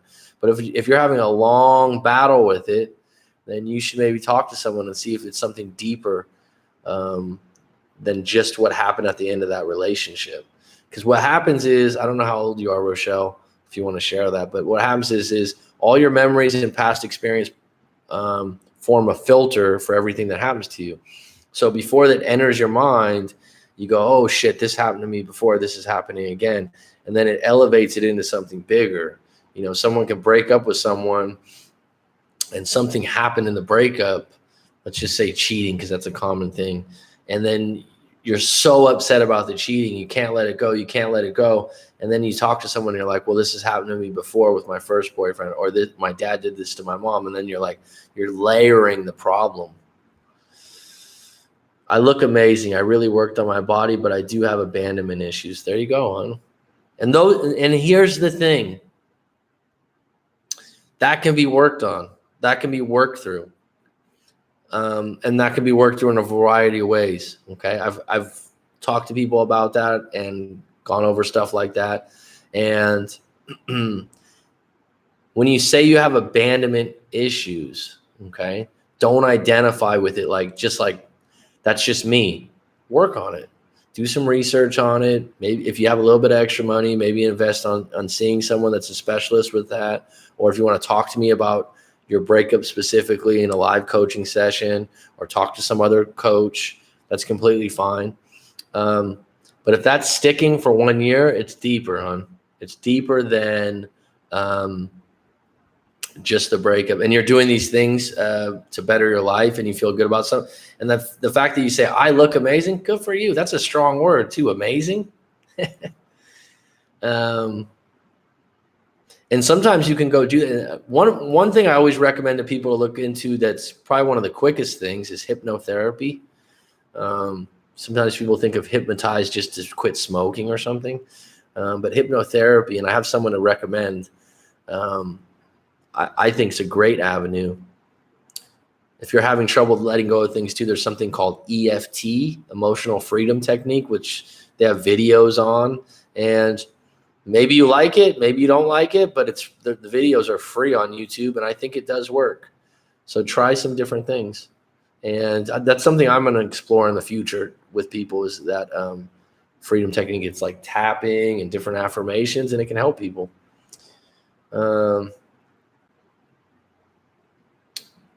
I'm one to fantasize. The fantasy hurts, not the actual object of your desires. Okay. Well, that's how Disney made it happen, right? You know, if you're one that has a really good imagination, put it to use into your purpose or a goal or something that you really want to work towards. Imagination and having visualizations of the future is great, but being obsessed with your ex and what happens, you need to channel that into something more realistic, possibly. I've been in no contact for 2 months. I learned just to let go. I don't want her anymore. We were together for 6 years. See, that's tough. 6 years is long. We did long distance for 4 years. During the week of the breakup, she told me she cheated. Well, I mean, see, like, that's what I'm saying. Something like that, it's like some people say, done, non-negotiable. You can never go back. Because if you were together 6 years and that's against your morals and your values, that might be dust. You can't forgive them for that. You never can trust them again. If that's something you can work on, then fine. We did long distance for 4 years. 4 years is a long time for an LDR. Wow. I just love myself. That's the biggest transformation. I go to the gym, do long walks, hikes. It works. Long walks are great. Hikes are great. Sometimes people, oh, I don't want to go to the gym. Oh, this and that. Oh, this and that. It's like, go on a walk then. Go out in nature. That helps, man. Right on. Alejandro Rodriguez. Tyler Rose is in the building. Pete Rose's little cousin. Live and die in LA. Right? Rochelle, thank you. Thank you for listening to the live session today. And I hope those words helped. I hope a couple of those things did. How do you talk to toxic relationships? I don't know if you're going to take the toxicity out of the relationship by talking to them. Difference between a healthy breakup and a toxic for healing. I'm not sure I understand your question, Melted Blue.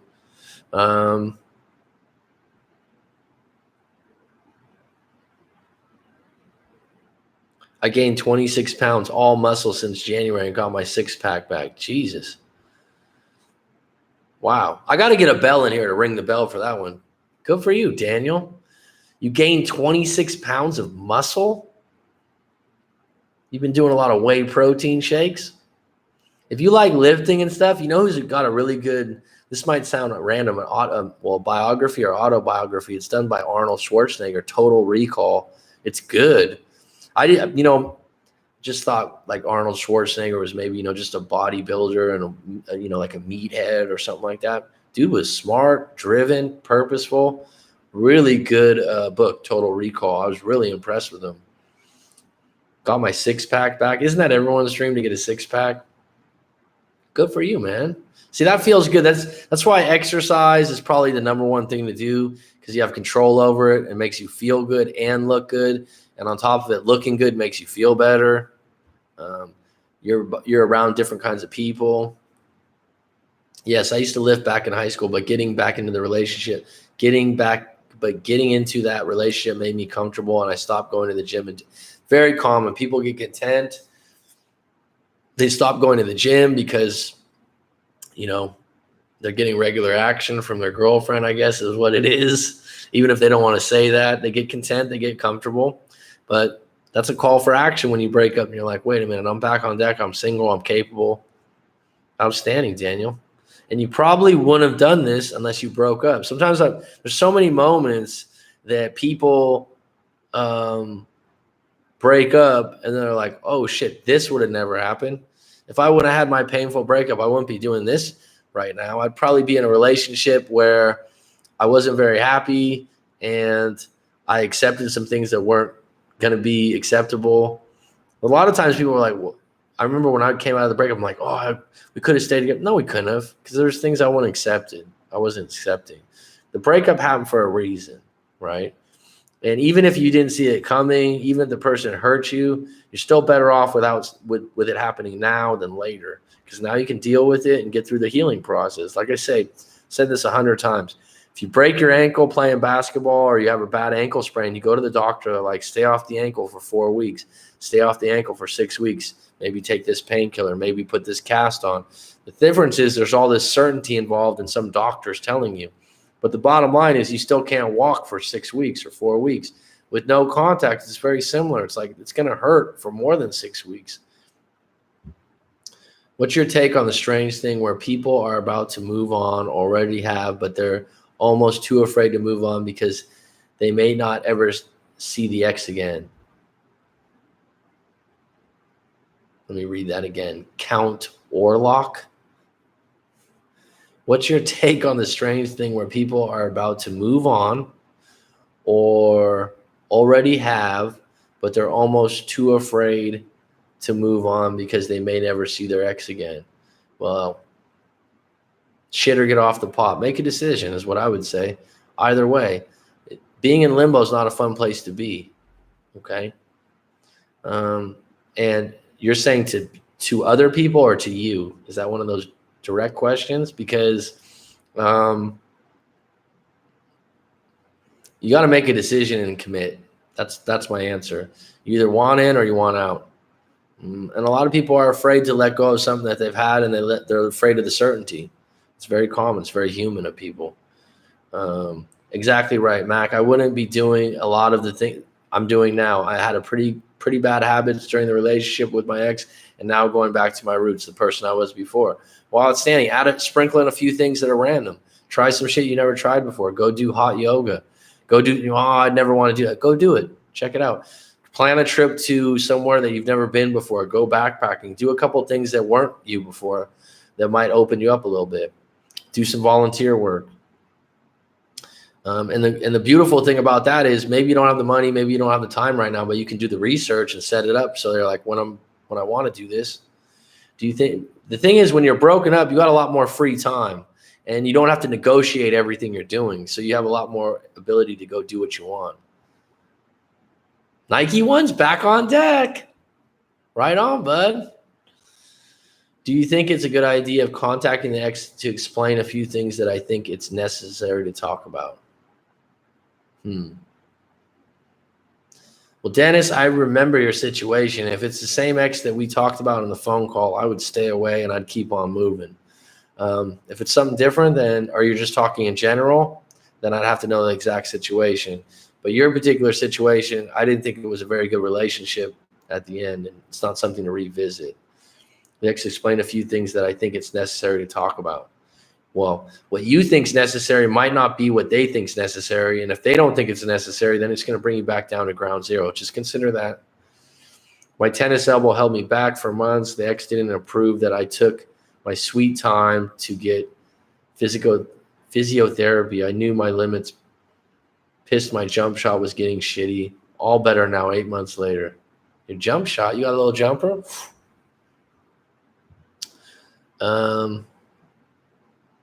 Do the illusion of action. Okay.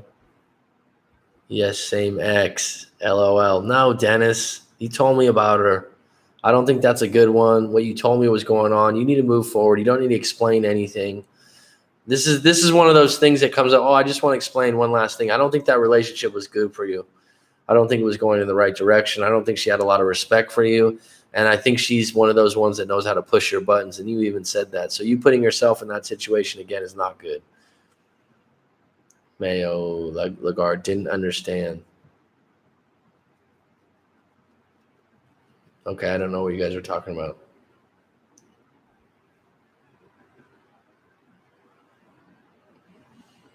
Anyone else out there? We got 21 on deck. Throw me some questions. Come on.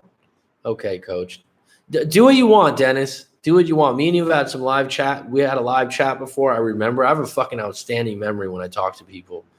I used to collect baseball cards and read the sports pages, and I could tell you every baseball player from the late 80s and early 90s, what teams they've been traded on. It's like Rain Man. And when I remember our conversation, I'm not going to talk about it in this live thing. And that woman and the way she was making you feel had you spun. And the actions that she was doing and the things that she was doing, you don't want to revisit that, explain it, or revisit it, because it's just going to be toxicity. I try to view this breakup at an optimistic view and see it as gaining more than what I've lost. I want to travel out to San Francisco. I'm from Frisco. Go out to Frisco. It's expensive as hell, but I also got back into music. I've been playing the piano since 9. Fabulous, man. Well, how old are you now? That's actually, I'm not just saying this. If I had to pick an instrument to learn, I always wanted to learn the piano. I used to work at this really posh, expensive department store, and they used to play the piano in there. And I used to think, damn, man, this guy just does like, or you go to a nice restaurant and just plays the piano, seems so at ease. You can play anywhere. It's beautiful. Would you even call it an instrument, a piano? But if I want to travel out, go out to San Francisco. Why not? Do an Airbnb. Check it out. Plan the trip right now. Research it. There's some great piano bars there. You can get a job over there doing that too. Teach piano lessons. Anything you can teach and help people out with is therapeutic. The Illusion of Action is a Corey Wayne video. Look it up. Okay. I'll check it out. I like Corey Wayne. All right. The Illusion of Action. Okay. He's telling Dennis Dew to look it up. I'd been involved with music ever since until I got into the relationship with my ex. Well, that tells you something. You limited yourself and you made them your center. And right now it's opening things back up, and be thankful for the fact that you learned at 9 years old and you have an outlet like that, dude. I think it's fabulous. I feel better about the advice you have given me. Thank you. Well, namaste. You're welcome, Rochelle. Okay, coach, I appreciate it. I trust your advice and I follow. I don't, just for everyone else out there, when I do live coaching, I don't ever like to tell you exactly what to do. I like to give options. I like to get everything out on the table. I like to unpack things. This guy, Dennis, we've talked before and I know his situation, and I don't think it's best for him to revisit that. I appreciate it. Trust your advice and I'll follow. Okay? Follow it if you want to follow it. Thanks, Dennis. Whether you are in a relationship or even a breakup with that person, the best thing you can do is always be their best option. Okay? Nice one. LOL. Ukulele. Funny? I don't know. LOL. Laugh out loud. What's the ukulele? You play the ukulele, Melted Blue? My niece and nephew are half Polynesian. I had a lot of Polynesian friends growing up, so I used to hear the ukulele a lot. Do you think deleting social media is a good option for forgetting an ex? It worked for me. Yes. Done. You started playing the ukulele after the breakup? Good for you. It's a cool instrument. I don't know. Like I said, when I was a kid, I had a lot of Tongan and Samoan friends. So they used to play with that too. I'm 21. I'm young. And that's another thing. I have so much more going for me than grieving over a breakup, becoming a software developer, and most likely finding a career out in SF. Go for it, dude. Shit, man. 21, you got the life ahead of you, man. You're at the that's like a golden years. I'm 30. I love 21, man. You're 21 years old. Another place to check out is San Diego. I lived there when I was 21. Great place to live. Great vibe. Good people. Outstanding weather.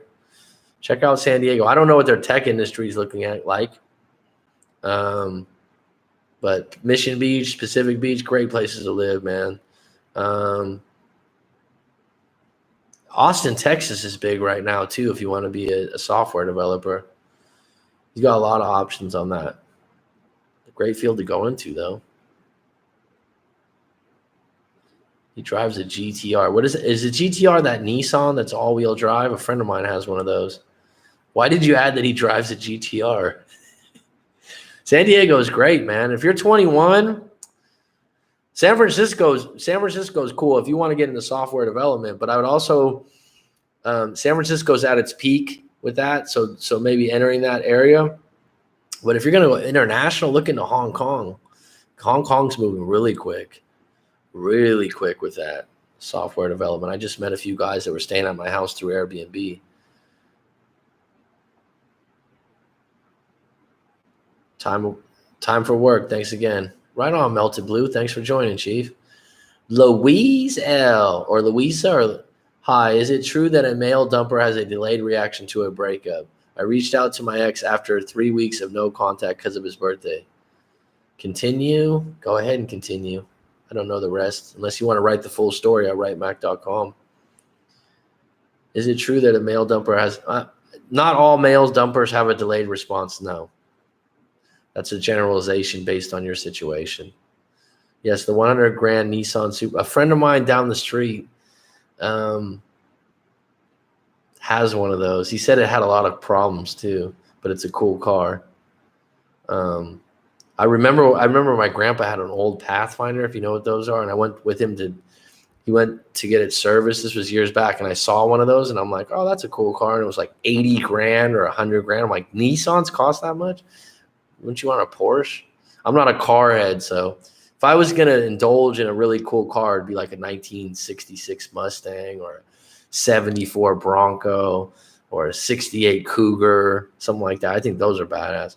I'm reading Nietzsche these days. What a Philosophy, Coach. Yeah, Nietzsche's classic. He didn't want to accept and told me to move on. Well, if you called him to say happy birthday and he didn't want to accept, that's your clarity right there to move on. I asked if we could keep in touch, but he replied, not at the moment, as not to give me false hope.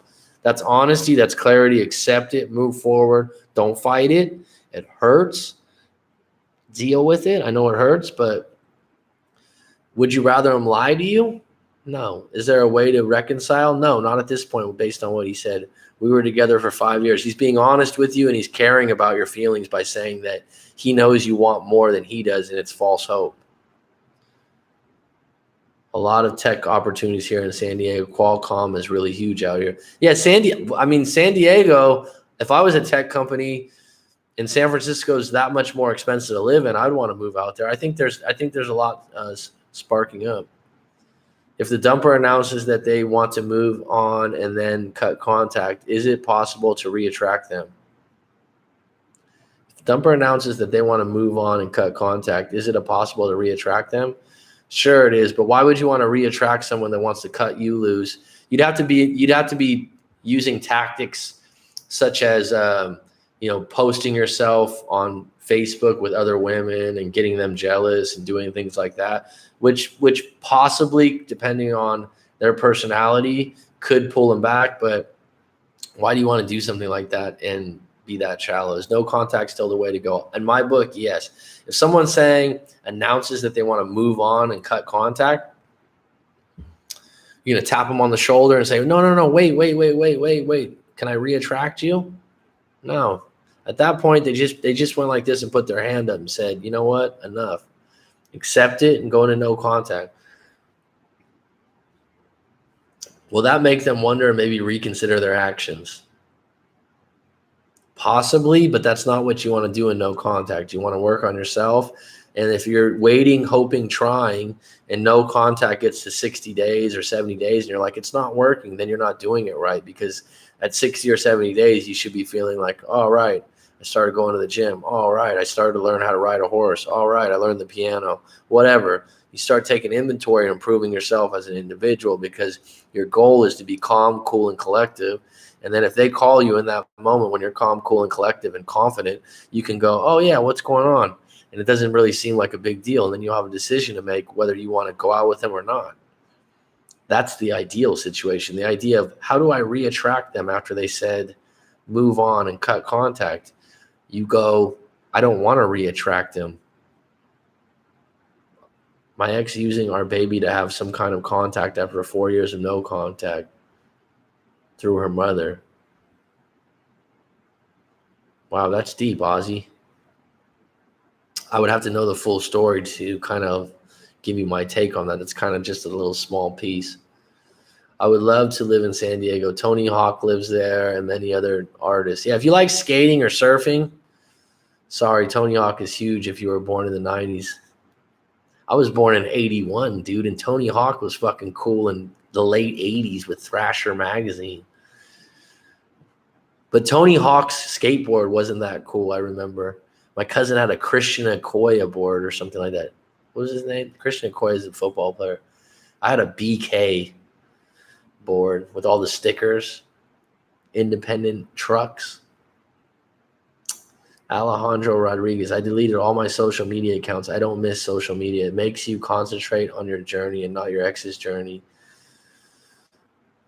Waterside Up, I deleted all my social media accounts. I don't miss social media. It makes you concentrate on your journey and not your ex's journey. It's one of the best pieces of advice. Right on. Thanks for your take, man. Coach Mac, thank you for everything. And if you need anything, contact me. Talk to you later, Coach. Right on, Dennis, dude. Stay strong, man. Thanks for supporting the channel, as always. Dark Kion, hi, Mac. My ex-girlfriend of 4 years broke up with me last November. Okay, you just retracted your message. Throw some likes up there. They're telling me to throw some likes up there. You guys like you like this? Throw me a like. Throw me a like. It's supposed to be good for the channel. Isn't that funny how that circle light goes in your eyes when you... These glasses, if you guys just came here, are not reading glasses. They are actually blue light reflection glasses I got off of Amazon. My eyes have been bothering me because I got lights on right now at night and then looking at the screen. They work quite well.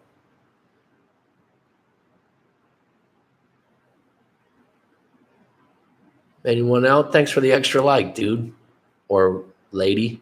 We're on 2 hours right now. This is a marathon. And the thing is, with the questions coming, I can keep going. I can keep going. Trust me. This is why I really want to get a podcast with a co-host. This would be a lot of fun. This is my realm. This is a lot of fun. I know a lot of you guys are going through it. And I take it as a compliment and a privilege to help you out in this moment. And hopefully we have some lighthearted moments also, right? I think we do. When I see these LOLs, right? Anyone with some closing comments, closing questions? It just went radio silence. Anyone else? I'm at 2 hours right here. It's 10 p.m. I put off having dinner today.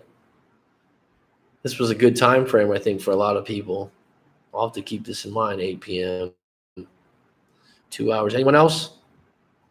Any closing thoughts out here?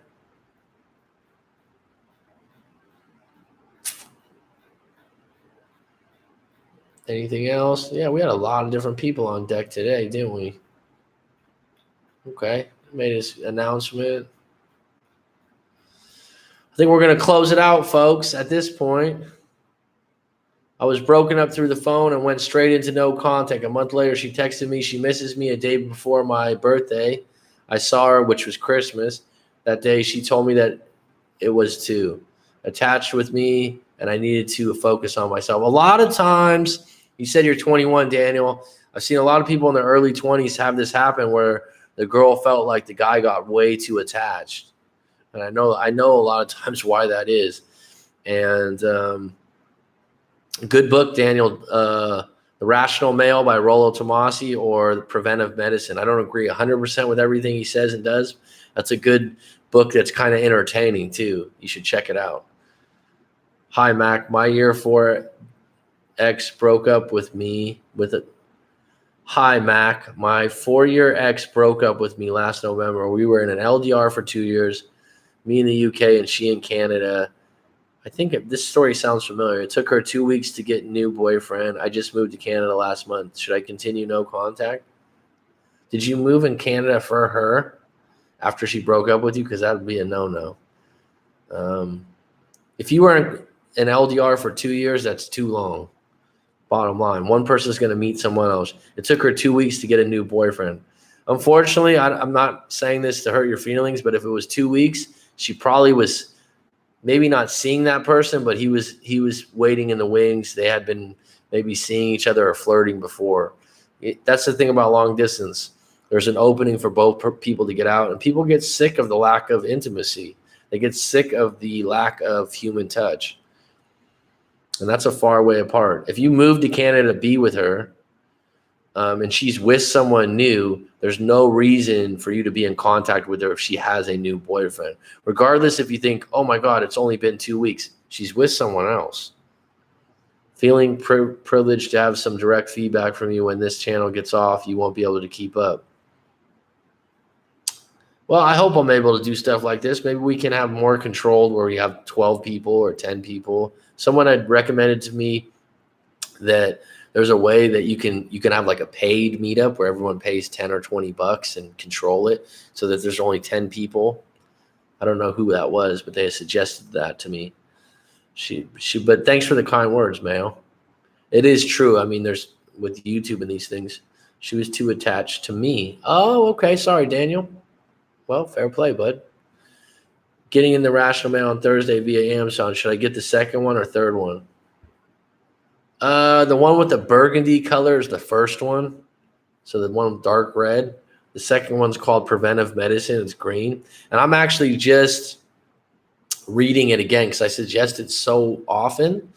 And some people ask me some questions, and I've read it. I've listened to it. I thought the audio book was really good. It was really good because the way the guy speaks, good voice. So I would go with the first one. No, I didn't. I don't know what that's a respond to. Okay, you didn't move to Canada just for her. Well, keep doing your thing in Canada. Beautiful country. I visited Victoria, Vancouver, which is probably one of the top 3 places I've ever been to. It's beautiful. And right now, when someone's with someone new, you gotta step aside. That's clarity right there. You do not want to be calling someone up when they're with someone already. They're occupied, and you're not going to your percentages of prying them away from someone else in a fresh relationship probably aren't good. Yes, it was toxic, lady. I had to dump her twice, and it's an international thing with a baby. Wow, sounds like drama. Well, maybe keep your mom as an intermediate in between. I know I had a relative that did that before. They kept their mother as an intermediate in between because they had so many problems with their baby's mom. I mean, if it gets to a really bad point, I mean, what's the legalities of it, right? Oh, you know what, Ozzy? Always put your baby first, and you'll never regret that. So whatever's in the best interest of your baby, think about that first and then filter whatever you do after that. That's a great idea for a paid meetup, Alexander Fournay. Yeah, I mean, Mac have a bunch of questions. All right, see, now we're at 2 hours, 7 minutes. Maybe we'll go for 3. Yeah, if you guys think so, what would you think would be an appropriate price and an appropriate number of people for a paid meetup? Just to get some feedback. Ingrid Vanderwood. Okay. Gave your complete name. My ex started seeing someone, now texting, died out, not calling. Should I just be fun, friendly? Already did 3 months, no contact. I feel he'll reach out soon, but do you think friends is a better plan? I don't know what your plan is. So what's your intention, to get him back? If you can contact him with no intentions of getting back together and be fun and playful and friendly, fine. But if you want to go 0 to 100 and just get back together, then probably that's moving too fast. And a lot of times guys will be friends with benefits if you allow them to be. If that's not something you want to do, be strong about that. I'm confused. He still keeps me in his Facebook account. Where's your power in that? He keeps me in his Facebook account. Well, you can block him anytime you want and not allow that. Should I reach out again after some time or wait for him to reach out? We broke up in March. I don't think you should wait for anyone. I think you should move forward with your own life. And if he wants to contact you, he knows where to find you. And this idea that he has you on his Facebook account is your decision also, because you have power to block him or unblock him. I'll moderate for you in this time slot. I don't know if I need someone else asked me that before. I don't know if I need a moderator. What would a moderator exactly do? Just send me the questions? Is there anything to the I want to say myth that when you stop giving a nutsack, when you stop giving a tea bag, exes tend to come back or at least dip their toes and test the waters? Or is that purely coincidence? I think there's something to that. I don't think it's absolutely true. I don't think it's 100% true. If you watch the movie Swingers, that he puts it really well like that. I think there's something to that. And it happens more often than not. Doesn't necessarily mean you're going to get back together and be a happy couple, but someone's going to come fishing around at some point when they think your energy is gone. Is there a point like how many months where reconciliation is highly unlikely? No.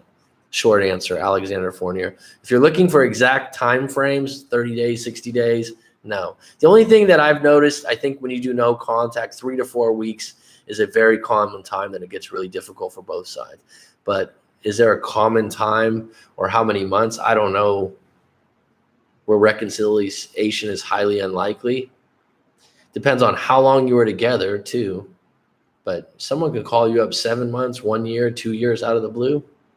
I just thought, I'll say this, reconciliation is more likely when the smoke is cleared and when people have let go of the past.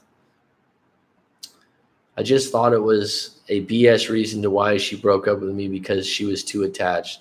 Sounds BS, but I also went into no contact because there was no, well, again, you're 21, you guys are young. If she's so attached, she's probably hanging on your every word and you're doing things that are affecting her. I've heard of this happening before where someone feels like they're too attached, that they're giving way too much and you're not giving enough back. And that has to do with young relationships, and she's finding herself. The thing is, when you're in your early 20s, you still don't really know who you are, and that's okay. That's okay. And that's why, looking back, that that's not going to be your only relationship. It's going to end at some point. I also went into no contact because there was a gut feeling that she was seeing someone else, very possible. She's in a rebound. Don't spend too much time on if that was true or not true. Right now, you're in the right zone. LOL. Yes, looking forward to vacation in Thailand next year. Go for it. It's a great place. Great place to visit. Great beaches, great weather, great people, great food. 4 months, no contact, strong, planning to keep it on forever. She has no meaning to me unless she contacts me. Well, there you go, Dan the man. Maybe like $30 and have 10 people in it. $30 a person? Would you take back an ex who left you? No. Someone asked me this before. They were like, if you got dumped, they asked me this in a live stream recently. They said, if you got dumped right now, do you think you could still be giving people advice? And I was like, yeah, I could still give people advice. He said, you're centered enough? I said, yeah, but I'll tell you this. There's moments over the year and a half I've been doing this where I've had down moments because I'm human. I've had stuff happen to my family and different things like that. But you regroup and you recatch yourself. So So no again for the second time in a time span of 9 months, or should I accept friendship?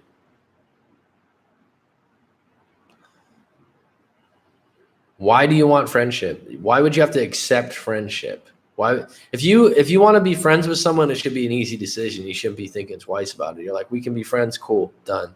You shouldn't have to get a second opinion on that. If you're asking for a second opinion, you obviously want to be friends for some covert reasons in my book. I could be wrong. Tell me I'm wrong, Ingrid. Would you take back an ex who left you? Like I said, no. At this point in my life, no. I obliterated my self-respect by begging and pleading so much, basically heavily begging for a month, letters, gifts, texts, emails. I made an idiot of myself. It's been 6 months of no contact. Well, fucking, let me just do this for you, bud, and just say that in all that you did, don't get down on yourself because you committed to no contact for 6 months, and I applaud you for it, right? So sick of waiting in the wings, so I've moved on. Well, good. You got power on that. Don't wait in the wings. You have power over that. You don't have to wait in the wings. And don't use friendship as some covert way to not wait in the wings. If you want to be friends or you want to meet up and have fun, if he's not really into it, then don't use that as a bridge. I don't think that's going to work. Will you ever roast some of the so-called relationship breakup experts in YouTube? I'm thinking of the ones who are ridiculously desperate to sell you. Get your. I have one video, or one of my early videos that a lot of people thought were funny, and I didn't roast him, but yeah, I made a little bit of a joke of some of Brad Browning's tactics and things like that. But I'm not going to go there because at this point, I don't think I need to go there. I don't need to judge other people that are doing breakups. If you like what I do and you want to ride on this live stream and you want to use my services, so be it. And if you see someone else you like, because people are like, what do you think of this person? What do you think of that person? I told other people before, sometimes I just don't like someone's voice, but someone mentioned 5 different breakup coaches that were great today to recommend to other people on the channel. She likes me also, and I'm totally fine with that. But Mr. Browning, yeah, I would say that he definitely seems like he's got the sales pitch going and the makeup and all the other stuff, but that's a choice you got to make. But if I did do a roast, I would be good at it. YouTube's getting, very strict right now. So that kind of thing, I think, can backfire on you too, because, other people out there, it's defamation of character too, right? So, one of my videos, I don't know what the title is. I do a little bit of something about that. And a lot of people thought it was pretty funny. I'll keep my ex waiting in the wings for me. How are you going to keep your ex waiting in the wings? By having friendship? I don't really understand where you're coming from, Ingrid. I'm a little confused. I'm sorry. Maybe I have to roll back up to what you first sent me. My ex started seeing someone. Now texting died out. Not calling. Should I just be fun? If he started seeing someone, do you want to compete with that new someone? Texting, I already did 3 months, no contact. I feel he'll reach out soon. You feel that he reach out soon? But do you think friends is better plan? No, I don't think friends is a better plan. What's your opinion on narcissistic people? I get this question a lot. I think narcissistic, people label a lot of people narcissistic now, and there's a lot of narcissistic people out there, but if you identify them in that way and you're around them, keep your distance. Once they show those tendencies, they're toxic people to be around, right? People tell you who they are by their actions, and you have a choice in a lot of cases of how you want to act and how you want to be with them. But they also will spin a web for you to make you the bad guy a lot of times because they like to be right. So I would say short answer, keep your distance. And a lot of people want to wave the flag too, like this person's narcissistic, this person's this. At some point, you got to go, bye.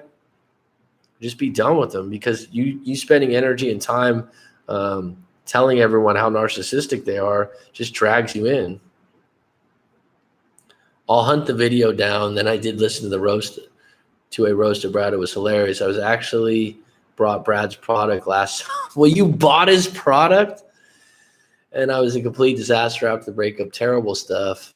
Well, I mean, you know what's funny about that is when I first started doing what I'm doing, like a friend of mine was like, "Oh, you should do what that guy Brad Browning's doing." I'm like, "That's exactly what I don't want to do." But he's got 200,000 viewers, and maybe some of. I mean, I've had a couple of people be like, "Yeah, he has some good stuff." So I mean, at a certain level, when you get to the level where I'm at, where I'm just, getting growing this audience and growing this thing, you don't want to go out of your way to down talk other people that I don't know if you'd say are competition, but are in the same arena, right?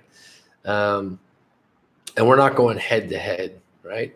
It's like I've talked about before, like Kobe Bryant or these people that are really good at something. They can be cocky and arrogant, but when you go around talking about everyone else not being as good as you, that's when I think it's a little bit worse. If I said like, look, I give good fucking advice, and I do. And I know that from the clients, and I offer people a refund if they don't see it that way. I don't guarantee to get your ex back, but if we have an hour, 2-hour conversation, I'll ask you at the end, was this useful and helpful? And every single time they say yes, I'm confident I can help you. I feel like I'm very good at this. I feel like I give good, honest advice, but I'm not going to go around and tell you everyone else that's not as good as me. You know what I'm saying? That's a step above. It's like Corey Wayne's out there. Corey Wayne's a legend on YouTube. He charges all this money. People talk about him, this and that.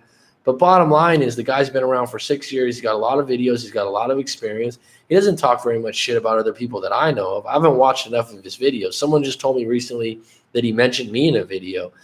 And I was like, really? This guy's got 300,000 views or something. I'm not going to go around and badmouth a bunch of other people. You should be able to make your decision on your own. I know roasts are funny and stuff. I'm with you, and I like to joke. Trust me, I do. I wouldn't say my ex is narcissistic, but has many narcissistic traits. I think in the 21st century, in 2019, there's a lot more narcissistic people. I mean, look at how many people take selfies and post their food on Facebook. I mean, would that be considered narcissistic to be like, oh, I'm having $100 dinner tonight. Ha ha ha. Oh, I'm at the beach right now. Look at me. When someone else is at their cubicle grinding. It's just common. You don't need to do all that, Mac. You got your own special way of doing things. And in your good or worst thing, you can do this is to talk about other people. I know, Bob. I agree. Like I said, I mean, there was a time in my life where I'd be like, yeah, and I made a video when I very first started joking around about that. But at this point, I'll take the high road. And the high road is for someone that has a lot of confidence in what they do already. He's preying on the weak, vulnerable people, on the easy to not. Well, he's preying on the weak. But people believe what they want to believe, right? So when you bought that thing and it didn't work out for you, you were looking for the quick fix. Vulnerable people are easy to manipulate. That's true. That being said, if that was me, I wouldn't buy that. That's the reason I'm down with people roasting the likes of him. Not to say all of this stuff is shite. Okay, fair play. Fair play. And for you to come out there and say it didn't work out for you, fair play. I know where you're coming from. Count Orlock. Great name, by the way. Bob Billman. By the way, a lot of these guys are all in their heads and worried about themselves. They're worried about themselves. They should be working on themselves. Absolutely. And do things to help other people. I actually found your channel through another coach. Could you guess what coach? Love Chat or Corey Wayne? I don't know. Two people have told me. I was actually shocked that Corey Wayne would mention me because, like I said, he's got way more viewers. I don't know what that would pertain to. I've done some reviews of his work a couple times, and those have been popular videos. But and then the Love Chat did a review on me that I didn't think was favorable, but other people say he likes what I do. They should be worried about themselves, not about their ego. Yes, I actually did my ex back through his guide, amazingly enough. I actually did get my ex back through his guide, amazing. Well, if it worked, but I entered the relationship with a huge amount of anxiety, and of course I lost. Well, then you used covert tactics that didn't heal who you were. What an absolute 6 months of pain. Okay, if it worked.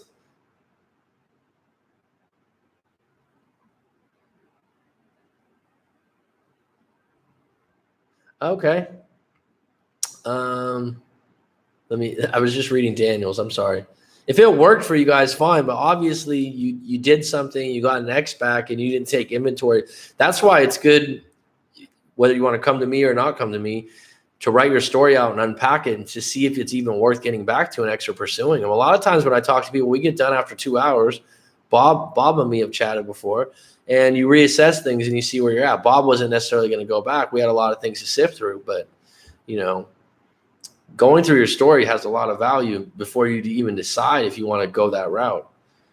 The love chat, I asked in a live video if he would recommend watching your material, and he said yes. Nothing wrong with the advice you give, and I found your advice is the most honest. Well, thank you. The most honest? Well, I'll take that. Thank you kindly, bud. And if he recommended me, great, because there's been someone on that's asked me numerous times that were in the live stream earlier that I should connect with him and do something with him, and I'd be more than happy to. It worked in the sense that I got her back, but because I had his ideas planned into my mind, I messed up. At this point, I'm all right, though. I see things more clearly. I can look back and laugh. Well, that's great, man. That's a lesson learned. That's a lesson learned. It's a lesson learned.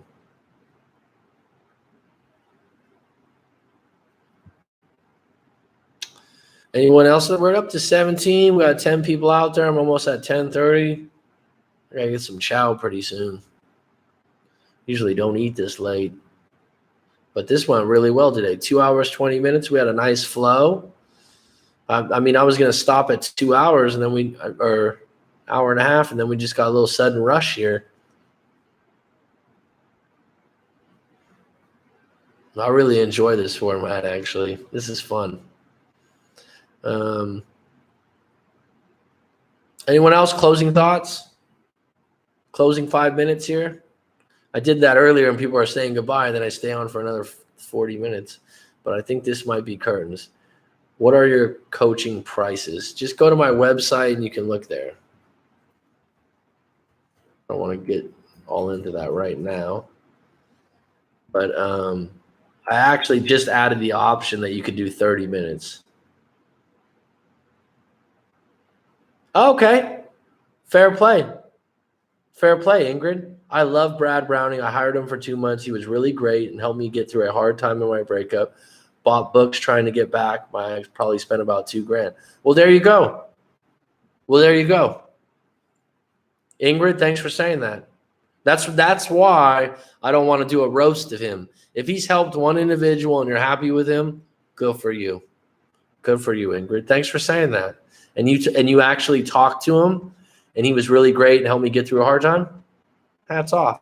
Thanks for giving that take, because I don't like to just roast someone that I've never went to for a breakup. Some of his presentations about his things I don't think are great, but the fact that you stepped up and just said that, cool. I mean, that's just only one review, but okay.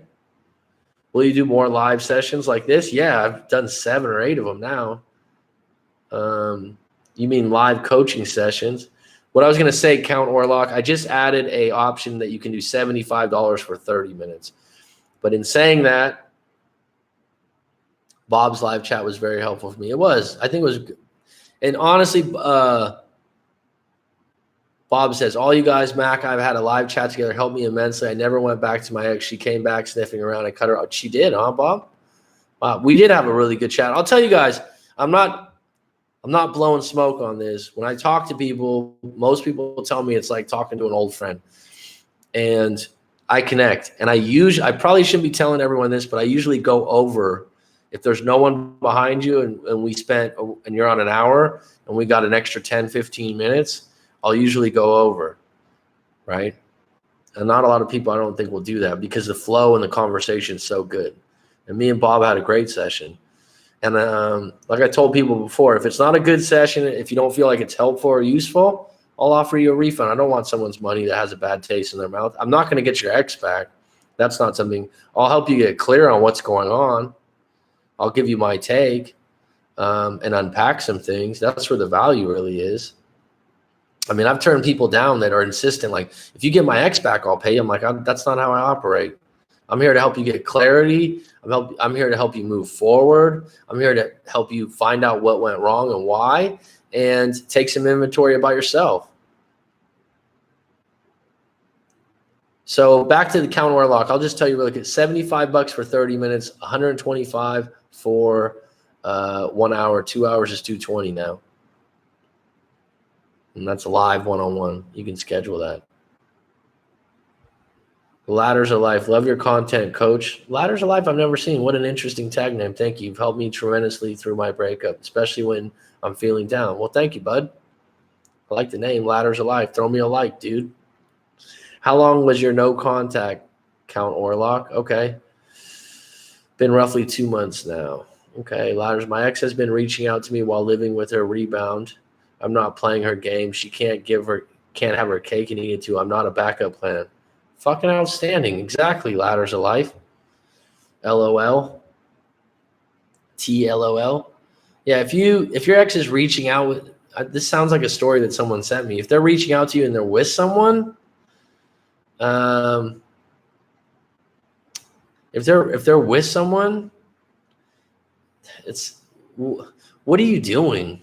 People have asked me this before. Well, they're with someone and they're calling me. Well, I mean, so what? Why would you want to be a side piece when they're with someone? Don't do that. Don't put yourself in that situation. Can't have her cake and eat it too. I'm not a backup plan. Exactly. Sounds good. I nearly shat 3 months ago, but can laugh about it. Oh, I'm sorry. I read 2 different things. Now my eyes are getting tired. That's a good thing I wore these glasses today. Sounds good. I nearly shat myself looking at Craig Kenneth's prices, $300 for an email. Well, I mean, he's been on longer than I have, and he has a master's degree.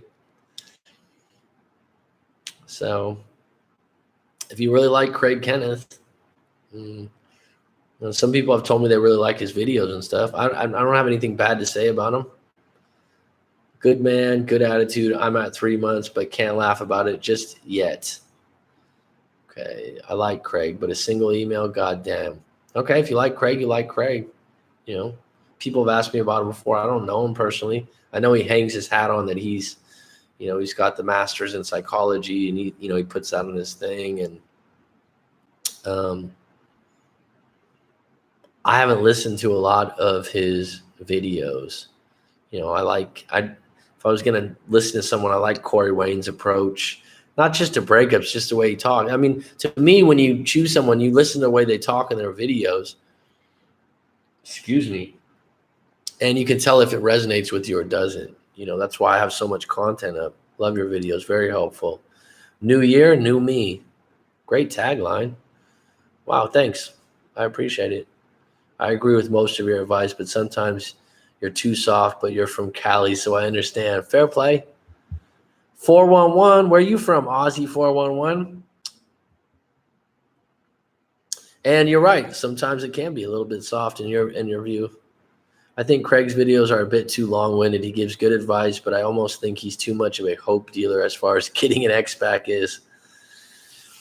Yeah, interesting thing about that, Aussie, is like in the live coachings, and with the individual stories, it depends on the story. So like when the story comes in, and it seems like maybe I'm being a little bit soft, maybe it has to do with the individual I'm dealing with and the language they are. But you know what?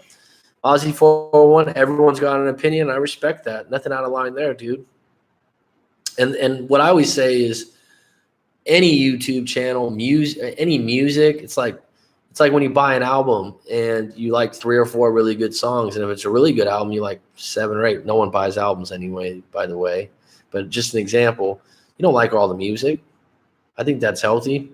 To be 100% all in on someone, that's fine. If you have a couple things you don't like about them, fair play. That means you have your own views and your own opinions. You got your own personality to follow.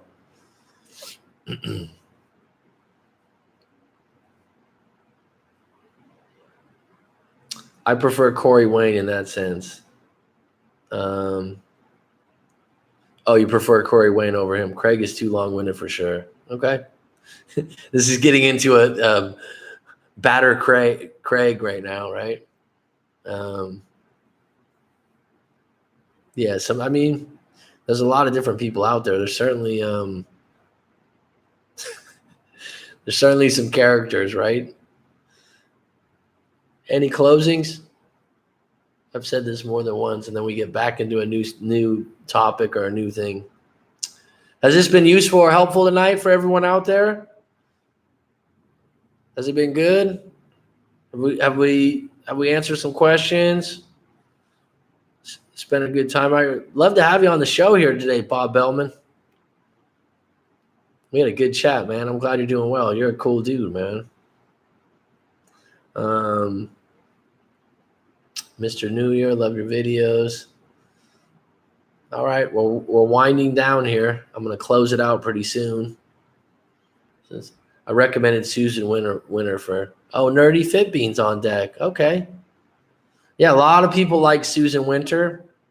I've had someone else recommend her earlier on the show, said she was really good. Okay, fair play. It's been good covering everything pretty extensively. Yeah, this was a long one, 2.5 hours today. Yeah, we had some other things. Thank you for the live chat. This time slot works for me. All right, I'll try to keep it going. Tomorrow I do have a coaching about what was been the start at this time. So might not be on the same exact time, but I'm going to keep this in line because there was definitely more people, and I did make a 30-minute announcement. So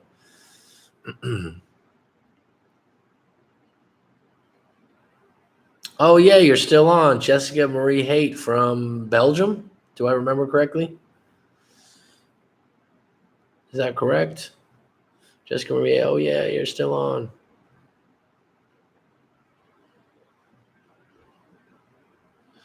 This got hidden. Right.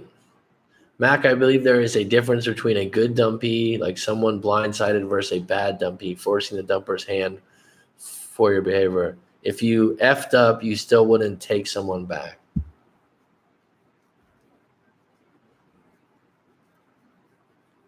You're asking me that question, Alexander? See, when you ask a basic question and then you make it more detailed, you change the question. So, best channels, Love Chat, Dating Guide, Magnet for Success, interesting, and Mac. In that order.